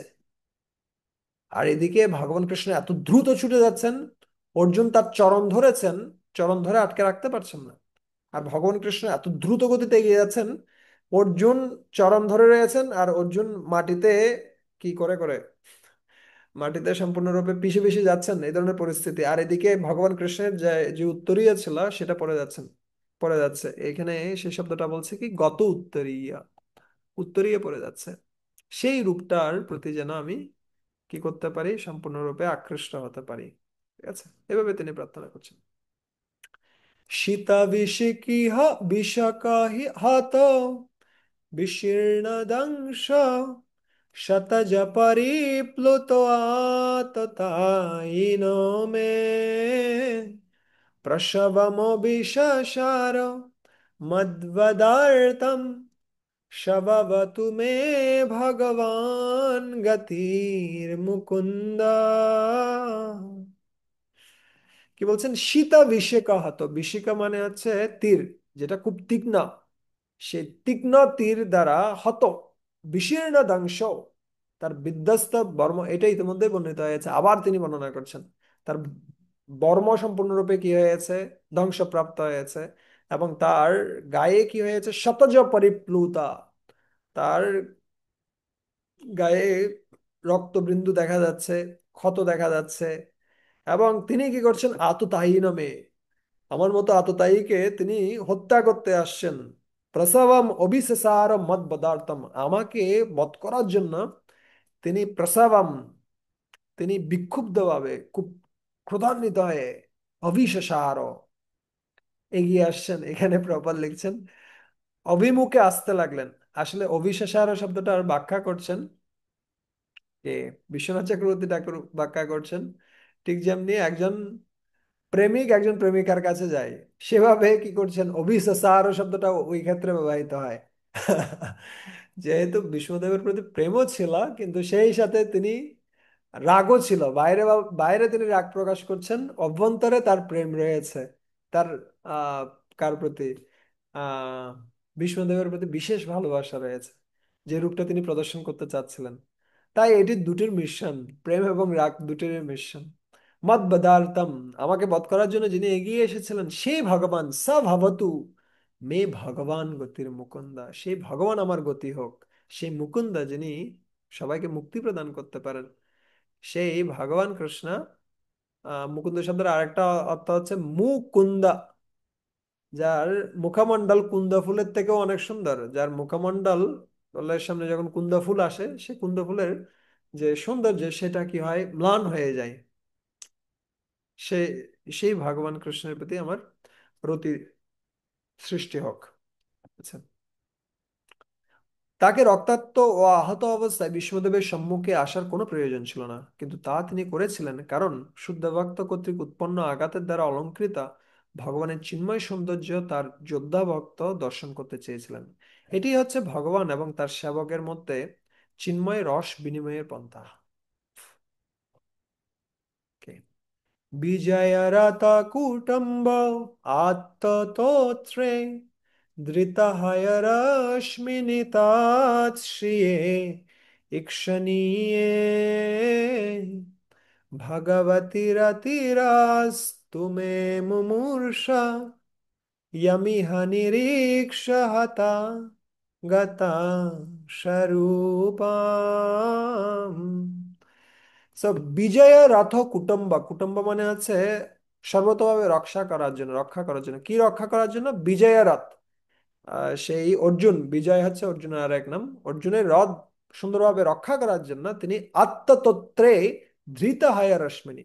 আত্মতত্ত্বে মানে হচ্ছে কি, তার ডান হাতে তিনি চাবুক নিয়ে তিনি কাকে রক্ষা করছিলেন? রথকে রক্ষা করছিলেন। এবং তার বাম হাতে তিনি কি কি ধারণ করেছিলেন? সেই বলগা ধারণ করেছিলেন, অশ্বদের নিয়ন্ত্রণকারী যে বলগা, সেটা তিনি ধারণ করেছিলেন তার বাম হাতে। ডান হাতে চাবুক, বাম হাতে কি, বলগা। ঠিক আছে। কিসের জন্য এই সমস্ত কিছু করছেন? যাতে করে অর্জুনের রথটা কি থাকে, নিরাপদ থাকে। সে ভগবান ভগবতী রতিরস্তু মে মুমূর্ষা, সে ভগবানকে দর্শন করতে করতে যেন আমি মৃত্যুবরণ করি। So, আমার ইচ্ছা হচ্ছে এই রূপটা দর্শন করতে করতে আমি মারা যাই। ঠিক আছে। এখানে বিশ্বনাথ চক্রবর্তী ঠাকুর বিশেষভাবে বর্ণনা করছেন। আহ উনি বলছেন আমার আমার দৃষ্টি সম্পূর্ণরূপে সেই রূপের প্রতি আকৃষ্ট। আমি এইভাবে দর্শন করতে করতে যেন আমি মারা যাই। তখন বলছে, তুমি যে মারা যেতে চাচ্ছ, তুমি যদি মারা যাও তাহলে তুমি কোথায় যাবে? তোমার মারা গিয়ে লাভ কি? আচ্ছা, আমি যদি মারা যাই তাহলে আমি কোথায় যাব? আমি আমার ধামে প্রত্যাবর্তন করব, যেখানে তোমার এই রূপটি রয়েছে। ঠিক আছে। সো প্রভুপাদ তো সেই বিষয়টাকে নিয়ে আসছেন এখানে। দেখুন, আহ ইয়েস, ভগবানের পার্থসারথী লীলাও নিত্য। কংসের কারাগারে তার জন্মলীলা থেকে অন্তিমে মৌসল লীলা পর্যন্ত ভগবানের সমস্ত লীলায় একে একে সমস্ত ব্রহ্মাণ্ডে আবর্তিত হয়। ঠিক যেমন ঘড়ির কাঁটা এক বিন্দু থেকে আরেক বিন্দুতে ঘুরে চলে। তার এই সমস্ত লীলায় পাণ্ডব এবং ভীষ্মদের মতো ভগবানের সমস্ত পার্শ্বদেরা তার নিত্য সঙ্গী। ঠিক আছে। তাই কে বলছেন? ভীষ্মদেব বলছেন, আমি যেন এই রূপটা দর্শন করে আমি মৃত্যুবরণ করি, এটা আমার আশা। ইয়াম ইহা নিরীক্ষা হতাগতা স্বরূপম। আহ, তখন কৃষ্ণ জিজ্ঞেস করতে পারে, তুমি যদি এই রূপে দর্শন করে মারা যাও তাহলে কি হবে, তোমার কি লাভ? বলছে, দেখো, তোমার রূপ দর্শন করে মারা গিয়ে এই সমস্ত সৈনিকেরা যারা রয়েছে, যারা বিপরীত পক্ষে আহ কি করছিল, যুদ্ধ করছিল, তারা স্বরূপ প্রাপ্ত হয়েছে। হতা গতা স্বরূপম। তোমাকে দর্শন করে ইয়ামিহা নিরীক্ষা, তোমাকে দর্শন করে যারা মৃত্যুবরণ করেছে বিপরীত পক্ষে, আসরিক প্রবৃত্তি সম্পন্ন ব্যক্তি যারা রয়েছে, তারা তোমাকে দর্শন করে মৃত্যুবরণ করার ফলে তারা স্বরূপ লাভ করেছে। তাহলে আমার কি গতি হবে? আমি তো তোমার ভক্ত, তাই না? তো এভাবে ভীষ্মদেব প্রার্থনা করছেন হতাগতা স্বরূপম। তো এখানে প্রভুপাদ লিখছেন সমাধি, সমাধি মানে কি? সমাধি মানে হচ্ছে এক পলকের জন্য কৃষ্ণকে ভুলে না যাওয়া। হুম। okay। এখন তিনি হঠাৎ করে তার কথা পাল্টিয়ে দিচ্ছেন। কথা কিভাবে পাল্টাচ্ছেন? ভীষ্মদেব অর্জুনকে বলছেন, এই যে তোমরা মনে করতে পারো অর্জুন হচ্ছে সর্বশ্রেষ্ঠ ভক্ত, অর্জুনের জন্য তিনি রথের চাকা ধারণ করেছেন, তিনি তাকে রক্ষা করেছেন, কিন্তু আসলে তা নয়। অর্জুনের থেকেও শ্রেষ্ঠ ভক্ত রয়েছেন। অর্জুনের শ্রেষ্ঠ, অর্জুনের থেকেও শ্রেষ্ঠ ভক্ত কারা? তারা হচ্ছেন ব্রজগোপিকারা। তারা হচ্ছেন সর্বশ্রেষ্ঠ ভক্ত। ললিতা গতি বিলাস বলগুহাসা প্রণয় নিরীক্ষণ কল্পিতা উরুমানা কৃতমনুকৃতবত্য উন্মাদন্দ প্রকৃতিমগন কিলয় গোপবদ্বা। So, ভগবান কৃষ্ণের ললিত গতি, তার যে সুন্দর গতি, গমন বিলাস এবং বিলাস, বিলাস মানে হচ্ছে যার তার তার যে সমস্ত কার্যাবলী রয়েছে, বিশেষ করে তার আম, গোপিকাদের সাথে যে সমস্ত লীলা বিলাস করেছিলেন, যেমন রাসনৃত্য থেকে শুরু করে এই সমস্ত লীলা সমূহ, বা তার দলগু হাস, তার যে সুন্দর হাসি, প্রণয় নিরীক্ষণা, তার যে দৃষ্টি, এই সমস্ত কিছুতে সম্পূর্ণরূপে কারা মগ্ন হয়েছিলেন? গোপিকারা মগ্ন হয়েছিলেন। এবং যখন ভগবান কৃষ্ণ তাদেরকে ছেড়ে রাসনৃত্যের সময়, তাদেরকে ছেড়ে যখন অন্তর্হিত হন, এখানে প্রভুপাদ লিখছেন রাসনৃত্য থেকে যখন অন্তর্হিত হওয়ার পরে এই সমস্ত ব্রজ গোপিকারা, তারা নিজেদেরকে কৃষ্ণরূপে চিন্তা করছিলেন, কল্পিত উরুমানা। ঠিক আছে, কৃষ্ণ চলে গেছেন, তারা হঠাৎ করে এত বেশি কৃষ্ণের প্রতি আকৃষ্ট হয়ে গেছে, তারা নিজেরা কৃষ্ণলীলাগুলো আচরণ করতে শুরু করেছেন। আচ্ছা, এটা আমরা আগেও বলছিলাম, বৈষ্ণবদের একত্ব মানে হচ্ছে কৃষ্ণের যা ইচ্ছা সেটাকে নিজের ইচ্ছা বলে গ্রহণ করা। আর অন্য দিক দিয়ে এই সমস্ত গোপিকারা তারা এত বেশি কৃষ্ণের প্রতি আকৃষ্ট ছিল, সেই সময়, সেই সময়টিতে এক মুহূর্তের জন্য তারা কৃষ্ণ বিরহ কি করতে পারছিল না, সহ্য করতে পারছিল না। এবং তারা সম্পূর্ণরূপে উন্মাদান্দা, তারা উন্মাদ হয়ে গেছে, পাগলের মতো আচরণ করতে শুরু করেছে, অন্ধ হয়ে গেছে, সম্পূর্ণরূপে কৃষ্ণকে না দেখে তাদের দৃষ্টিটাই যেন বৃথা, সে ধরনের তারা মনে করছেন। এবং তখন তারা কি করছেন, কৃতমনু কৃতবাদ্যা, ভগবান কৃষ্ণের যে সমস্ত লীলা সমূহ রয়েছে, তারা সকলে সেগুলোকে আহ অভিনয় করতে শুরু করেছেন। কেউ একজন কৃষ্ণ সেজে গেছেন, কৃষ্ণ সেজে তিনি গোবর্ধন ধারণ করেছেন, আর তিনি বলছেন, এই সমস্ত গোপরা তোমরা আসো, সবাই এখানে অংশগ্রহণ করো, তোমরা সবাই এই পর্বতের নিচে আশ্রয় নাও, তোমাদেরকে আর কেউ কি করতে পারবে না, ধ্বংস করতে পারবে না। হঠাৎ করে কেউ একজন কি হয়ে গেছে, সাপ হয়ে গেছে, সাপ হয়ে গেছে, আর একজন গোপী তিনি কৃষ্ণ হয়ে গেছেন, সেই সাপের উপরে পা দিয়ে বলছেন, তুমি এখানে আর থাকতে পারবে না, তুমি এই বৃন্দাবনে থাকতে পারবে না, হে কালিও তুমি এখান থেকে চলে যাও। ঠিক আছে, তো এভাবে তারা সবাই কৃষ্ণের লীলাগুলো সব কি করছিলেন, অভিনয় করছিলেন। অভিনয় নয়, আসলে সম্পূর্ণরূপে সেই লীলার মধ্যে তারা প্রবেশ করছিলেন, এভাবে তারা নিজেদেরকে সান্ত্বনা প্রদান করছিলেন, যেহেতু তারা কৃষ্ণকে হারিয়ে ফেলেছেন। এটা হচ্ছে গোপিকাদের সম্পূর্ণরূপে অভিনিবেশ, যেটা কৃষ্ণকে আকৃষ্ট করে। সেই সমস্ত গোপিকারা, গোপকন্যাগণ, তারা হচ্ছে সর্বশ্রেষ্ঠ ভক্ত। তো ভীষ্মদেব তাদেরকে স্মরণ করছেন, যদিও তিনি দাস্য রসের ভক্ত, বীর রসের ভক্ত, তবুও তিনি জানেন সর্বশ্রেষ্ঠ ভক্ত হচ্ছেন কারা, গোপিকাগণ। তাদেরকে সামান্য সময়ে স্মরণ করে তিনি আবার গুটিয়ে নিচ্ছেন, তিনি আবার চিন্তা করছেন, না এটা আমার অতিরিক্ত অধিকার, আমার অধিকারের অধিক চর্চা হয়ে যাবে, তাই তিনি আবার ঘুরে ফিরে চলে আসছেন কোথায়, তার তিনি যেখানে কি করছিলেন, তার যে মন, সেটা হচ্ছে কি কৃষ্ণের বীর রস, সেখানে আবার তিনি চলে আসছেন। মুনিগণা নিপাবারিয়া সংকুলে অন্ত সদশি যুধিষ্ঠিররাজসূয়েষাম আর্হনমুপপেদ ঈক্ষণীয় মম দৃষ্টিগোচর এষ বীরাত্মা। মুনিগণ নৃপবরিয়া, সমস্ত মুনিগণ, সমস্ত নৃপা, নৃপবরিয়াগণ, নৃপবরিয়া মানে হচ্ছে রাজাদের মধ্যে যারা শ্রেষ্ঠ রয়েছেন, মুনিদের মধ্যে যারা শ্রেষ্ঠ রয়েছেন, তারা সবাই একসাথে এসে সংকুলে অন্ত, সমস্ত ব্যক্তিরা সবাই কোথায় এসেছিলেন, রাজসূয় যজ্ঞে এসেছিলেন। এবং রাজসূয় যজ্ঞ এসে যখন যুধিষ্ঠির মহারাজ জিজ্ঞেস করছেন কাকে আগে পূজা করা উচিত, তখন তারা সবাই বলছিলেন যে কি করা উচিত, কৃষ্ণের পূজা করা উচিত। আরহণম উপবেদ ঈক্ষণীয়। তারা সকলে কি করছিলেন, তারা সকলে ভগবান কৃষ্ণের পূজা করছিলেন। এবং ঈক্ষণীয়, ঈক্ষণীয় শব্দটা ব্যাখ্যা করছেন এখানে আকর্ষণীয় বস্তু, যেহেতু কৃষ্ণ সবচেয়ে বেশি আকর্ষণীয়, তাই সমস্ত ব্যক্তিরা তারা সকলেই ভগবান কৃষ্ণের পূজা করছিলেন। একমাত্র ব্যক্তি যে কৃষ্ণের পূজা করছিল সে হচ্ছে কে, শিশুপাল। এবং শিশুপাল কি করছিল? ভগবান কৃষ্ণের কি করতে শুরু করছিলেন? নিন্দা করতে শুরু করেছিলেন, এই কৃষ্ণকে তুমি কি করছো, পূজা করছো, এই কৃষ্ণের তুমি বর্ণ জানো, কুল জানো? আসলে কৃষ্ণের বর্ণ, কুল এই সমস্ত কোনো কিছুই নেই। কেন?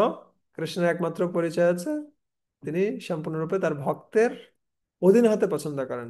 না হম বিপ্র নচনারপতি, না অপি বৈশ্য না শূদ্র, যেভাবে মহাপ্রভু প্রার্থনা করছেন, গোপী ভর্তু পদ কমলীয় দাস দাসানুদাস, এ হচ্ছে আমার পরিচয়।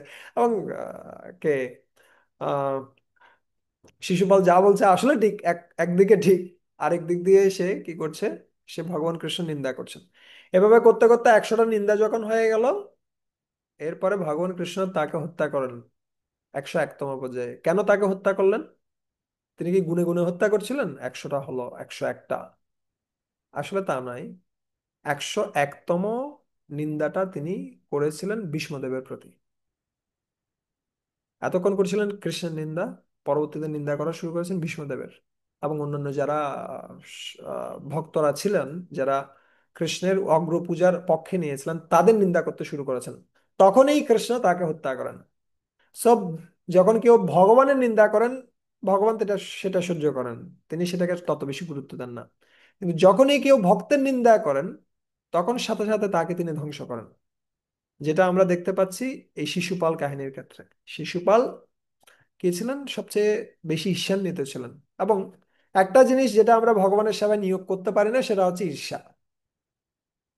তাই ঈর্ষাকে কি করে দিয়েছেন ভগবান কৃষ্ণ? সম্পূর্ণরূপে ধ্বংস করে দিয়েছেন এই শিশুপাল রূপে। ঠিক আছে।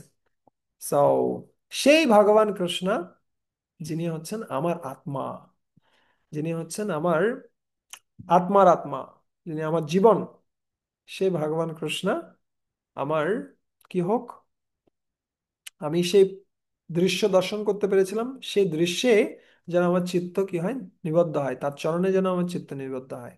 ঠিক আছে। ওকে। এভাবে তিনি তার আহ প্রার্থনাগুলো শেষ করছেন। তম ইমমহমজম শরীরভাজম হৃদি হৃদি দৃষ্টিতমাত্পকল্পিতানাম প্রতিদিশমিবম নৈকা নৈকাत् अर्कमेकं সমাধিগতোऽস্মি বিদ্যুত বেদমোহা তম ইমম অহমজম শরীরভাজম। সেই ভগবান কৃষ্ণের প্রতি আমার কি হোক, আমার আমার মনটা সম্পূর্ণরূপে নিবদ্ধ হয়েছে, সমাধিগত অস্মি, আমার মনটা সম্পূর্ণরূপে নিবদ্ধ হয়েছেন। যে ভগবান কৃষ্ণ হচ্ছেন অজম, যিনি হচ্ছেন প্রাকৃত জন্মরহিত, কিন্তু তিনি আমার সামনে উপস্থিত হয়েছেন অহম, আমার অহম ইমাম, তিনি এখানে উপস্থিত হয়েছেন। যদিও তিনি হচ্ছেন অজ, যদিও তিনি প্রত্যেকটা জীবের হৃদয়ে উপস্থিত রয়েছেন, শরীরাভাজম, প্রত্যেকটা জীবের দেহে অবস্থিত অবস্থিত রয়েছেন, বদ্ধ জীবদের প্রত্যেকটা জীবের হৃদয়ে, হৃদি হৃদি দৃষ্টিতম আত্মকল্পিতানম প্রতিদিশম। এবং যারা আত্মকল্পিতানাম বা মনোধর্মীরা রয়েছেন, তারা ভগবানকে বিভিন্নভাবে জানতে পারে। কিন্তু আমি এই সমস্ত ভেদ মোহ থেকে সম্পূর্ণরূপে মুক্ত, এবং আমি জানি কৃষ্ণই আছেন ভগবান। যদিও তিনি প্রত্যেকটা জীবের হৃদয়ে অবস্থান করছেন, কিসের মতো? প্রতিদিশম ইবা। ঠিক যেমনি আয়নাতে, অথবা আপনি যখন দেখবেন বিভিন্ন জলের পাত্র যদি আপনি রাখেন, প্রত্যেকটা পাত্রেই কাকে দেখা যাবে? সূর্যকে দেখা যাবে। তার মানে এই নয় যে সূর্য অনেকগুলো, সূর্য একটাই, কিন্তু প্রত্যেকটা পাত্রের মধ্যে তাকে দেখা যাচ্ছে। সো একইভাবে এখানেও কে বলছেন? বিষ্ণুদেব বলছেন, যদিও ভগবান বিভিন্ন রূপে উপস্থিত হন, কিন্তু তিনি এক। এবং সেই ভগবান কৃষ্ণ আমার সম্মুখে উপস্থিত হয়েছেন। এবং এই সম্বন্ধে আমার কোনো কি নেই, আমার কোনো মোহ নেই, আমার কোনো দ্বৈতভাব নেই। আমার সম্পূর্ণ ধ্যান ধারণা এখন কোথায় নিবদ্ধ হয়েছে? ভগবান কৃষ্ণের প্রতি নিবদ্ধ হয়েছে। ঠিক আছে। আমি এখন সম্পূর্ণরূপে কৃষ্ণের নিবদ্ধ হয়ে আমার দেহ ত্যাগ করতে চাই। ঠিক আছে। সেইভাবে তিনি কি করছেন? আম, তিনি দেহ ত্যাগ করছেন। সো সুত গোস্বামী বললেন, এইভাবে বিষ্ণুদেব তার মন, বাক্য এবং চক্ষু প্রভৃতি ইন্দ্রিয় বৃত্তি দ্বারা তার চেতনাকে পরমাত্মা ভগবান শ্রীকৃষ্ণে আবিষ্ট করে শেষ নিঃশ্বাস ত্যাগ করলেন। শেষ নিঃশ্বাস, ঠিক আছে। এবং তখন কি হলো? অন্তহীন পরব্রহ্মে বিষ্ণুদেব মিলিত হয়েছেন জেনে সেখানে উপস্থিত সকলে দিবা অবসানে পাখিদের মতো মৌনভাবে অবস্থান করতে লাগলেন। ঠিক আছে। তো সবাই জানতে পারলো যে বিষ্ণুদেব কোথায় গেছেন, কৃষ্ণের কাছে ফিরে গেছেন। তাই সবাই মৌন হয়ে রয়েছেন এবং তারা বুঝতে পারলেন যে আসলে এটা একটা বিশেষ দিক আমরা দর্শন করতে পারলাম। আচ্ছা। আর তখন কি হলো? অতঃপর স্বর্গের দেবতাবৃন্দ এবং মর্ত্যের মানবেরা তারা তার প্রতি সম্মান প্রদর্শন করে দুন্দুভি ধ্বনি করলেন। সৎ প্রকৃতির রাজন্যবর্গ সম্মান ও শ্রদ্ধা প্রদর্শন করলেন এবং আকাশ থেকে পুষ্প বৃষ্টি হতে লাগলো। ঠিক আছে। আর কি হলো? হে ভৃগুত বংশ তিলক, ভীষ্মদেবের মৃতদেহের অন্ত্যেষ্টিক্রিয়া সম্পাদন করে মহারাজ যুধিষ্ঠির ক্ষণিকের জন্য আবার দুঃখে অভিভূত হলেন। আচ্ছা। সমস্ত মহর্ষিগণ গূঢ় বৈদিক মন্ত্রের দ্বারা সেখানে উপস্থিত ভগবান শ্রীকৃষ্ণের গুণ কীর্তন করলেন। তারপর শ্রীকৃষ্ণকে হৃদয়ে ধারণ করে তারা তাদের নিজ নিজ আশ্রমে প্রত্যাবর্তন করলেন। যারা যেখান থেকে এসেছেন তারা সেখানে ফিরে গেছেন এবং তারা সবাই খুশি যে কি রয়েছেন, আমাদের ভীষ্মদেব তিনি ভগবানের ধামে ফিরে গেছেন। তো এখানে বলছে ভগবানের ভক্ত সর্বদাই ভগবানের হৃদয়ে থাকেন, আর ভগবানও ভক্তের সর্বদা ভক্তের হৃদয়ে থাকেন। সেটি হচ্ছেন ভগবানের সঙ্গে তার ভক্তের মধুর সম্পর্ক। ভক্তেরা তাই সরাসরি ভাবে ভগবানের তত্ত্বাবধানে থাকেন, আর ভগবানও স্বেচ্ছায় তার ভক্তের তত্ত্বাবধানে নিজেকে সমর্পণ করেন। যেটা আমরা দেখলাম এখানে ভীষ্মদেবকে, ভীষ্মদেবের শেষ সময়ে কৃষ্ণ উপস্থিত হয়েছেন। কেন? কারণ ভীষ্মদেবের প্রেম তাকে আবদ্ধ করে সেখানে নিয়ে এসেছে। অতঃপর মহারাজ যুধিষ্ঠির অচিরেই পরমেশ্বর ভগবান, পরমেশ্বর শ্রীকৃষ্ণ সহ তার রাজধানী হস্তিনাপুরে গমন করে তার জ্যেষ্ঠ তাত ধৃতরাষ্ট্র এবং তাত পত্নী তপস্বিনী গান্ধারীকে সান্ত্বনা দিয়েছিলেন। সান্ত্বনা দিয়েছিলেন কেন? তাদের 100টা পুত্র মারা গেছে। তারা নিজেরাই খুব কষ্টে রয়েছেন, তাদেরকে সান্ত্বনা প্রদান করলেন। এতক্ষণ যুধিষ্ঠির মহারাজকে সান্ত্বনা দিতে হচ্ছিল, কিন্তু এখন যুধিষ্ঠির মহারাজ অন্যদেরকে সান্ত্বনা প্রদান করছেন। অতঃপর মহারাজ যুধিষ্ঠির জ্যেষ্ঠতা তো ধৃতরাষ্ট্রের অনুজ্ঞা এবং পরমেশ্বর শ্রীকৃষ্ণের সম্মতি অনুসারে ধর্মের বিধান ও রাজকীয় নীতি নিয়মাদি কঠোরভাবে পালন করে তার পিতৃ পিতামহের পদাঙ্ক অনুসরণে রাজ্য শাসন করতে লাগলেন। ঠিক আছে। তো এইভাবে এই চ্যাপ্টারটা সমাপ্ত হচ্ছে। এখানকার মূল বিষয়টাই হচ্ছে বিষ্ণুদেবের প্রার্থনা। তো আমরা কোনো কোনো জায়গায় শেষ মুহূর্তে এসে একটু দ্রুত আলোচনা করেছি, কারণ ওই শ্লোকগুলো তত বেশি বিশেষ কিছু নয়, কিন্তু আমরা বিশেষ গুরুত্ব দেওয়ার চেষ্টা করেছিলাম বিষ্ণুদেবের প্রার্থনা শ্লোকগুলো যেন আমরা ভালোভাবে উপলব্ধি করতে পারি, প্রত্যেকটা শব্দ ভেঙে ভেঙে যেন আমরা বুঝতে পারি। ঠিক আছে। আরো আহ পড়তে থাকুন, শিখতে থাকুন, প্রার্থনা করতে থাকুন, তাহলে আরো বেশি এই শ্লোকগুলো উপলব্ধি করা যাবে। ঠিক আছে। অনেক ধন্যবাদ সবাইকে। হরে কৃষ্ণ। এখন আমাদের পরীক্ষার পালা।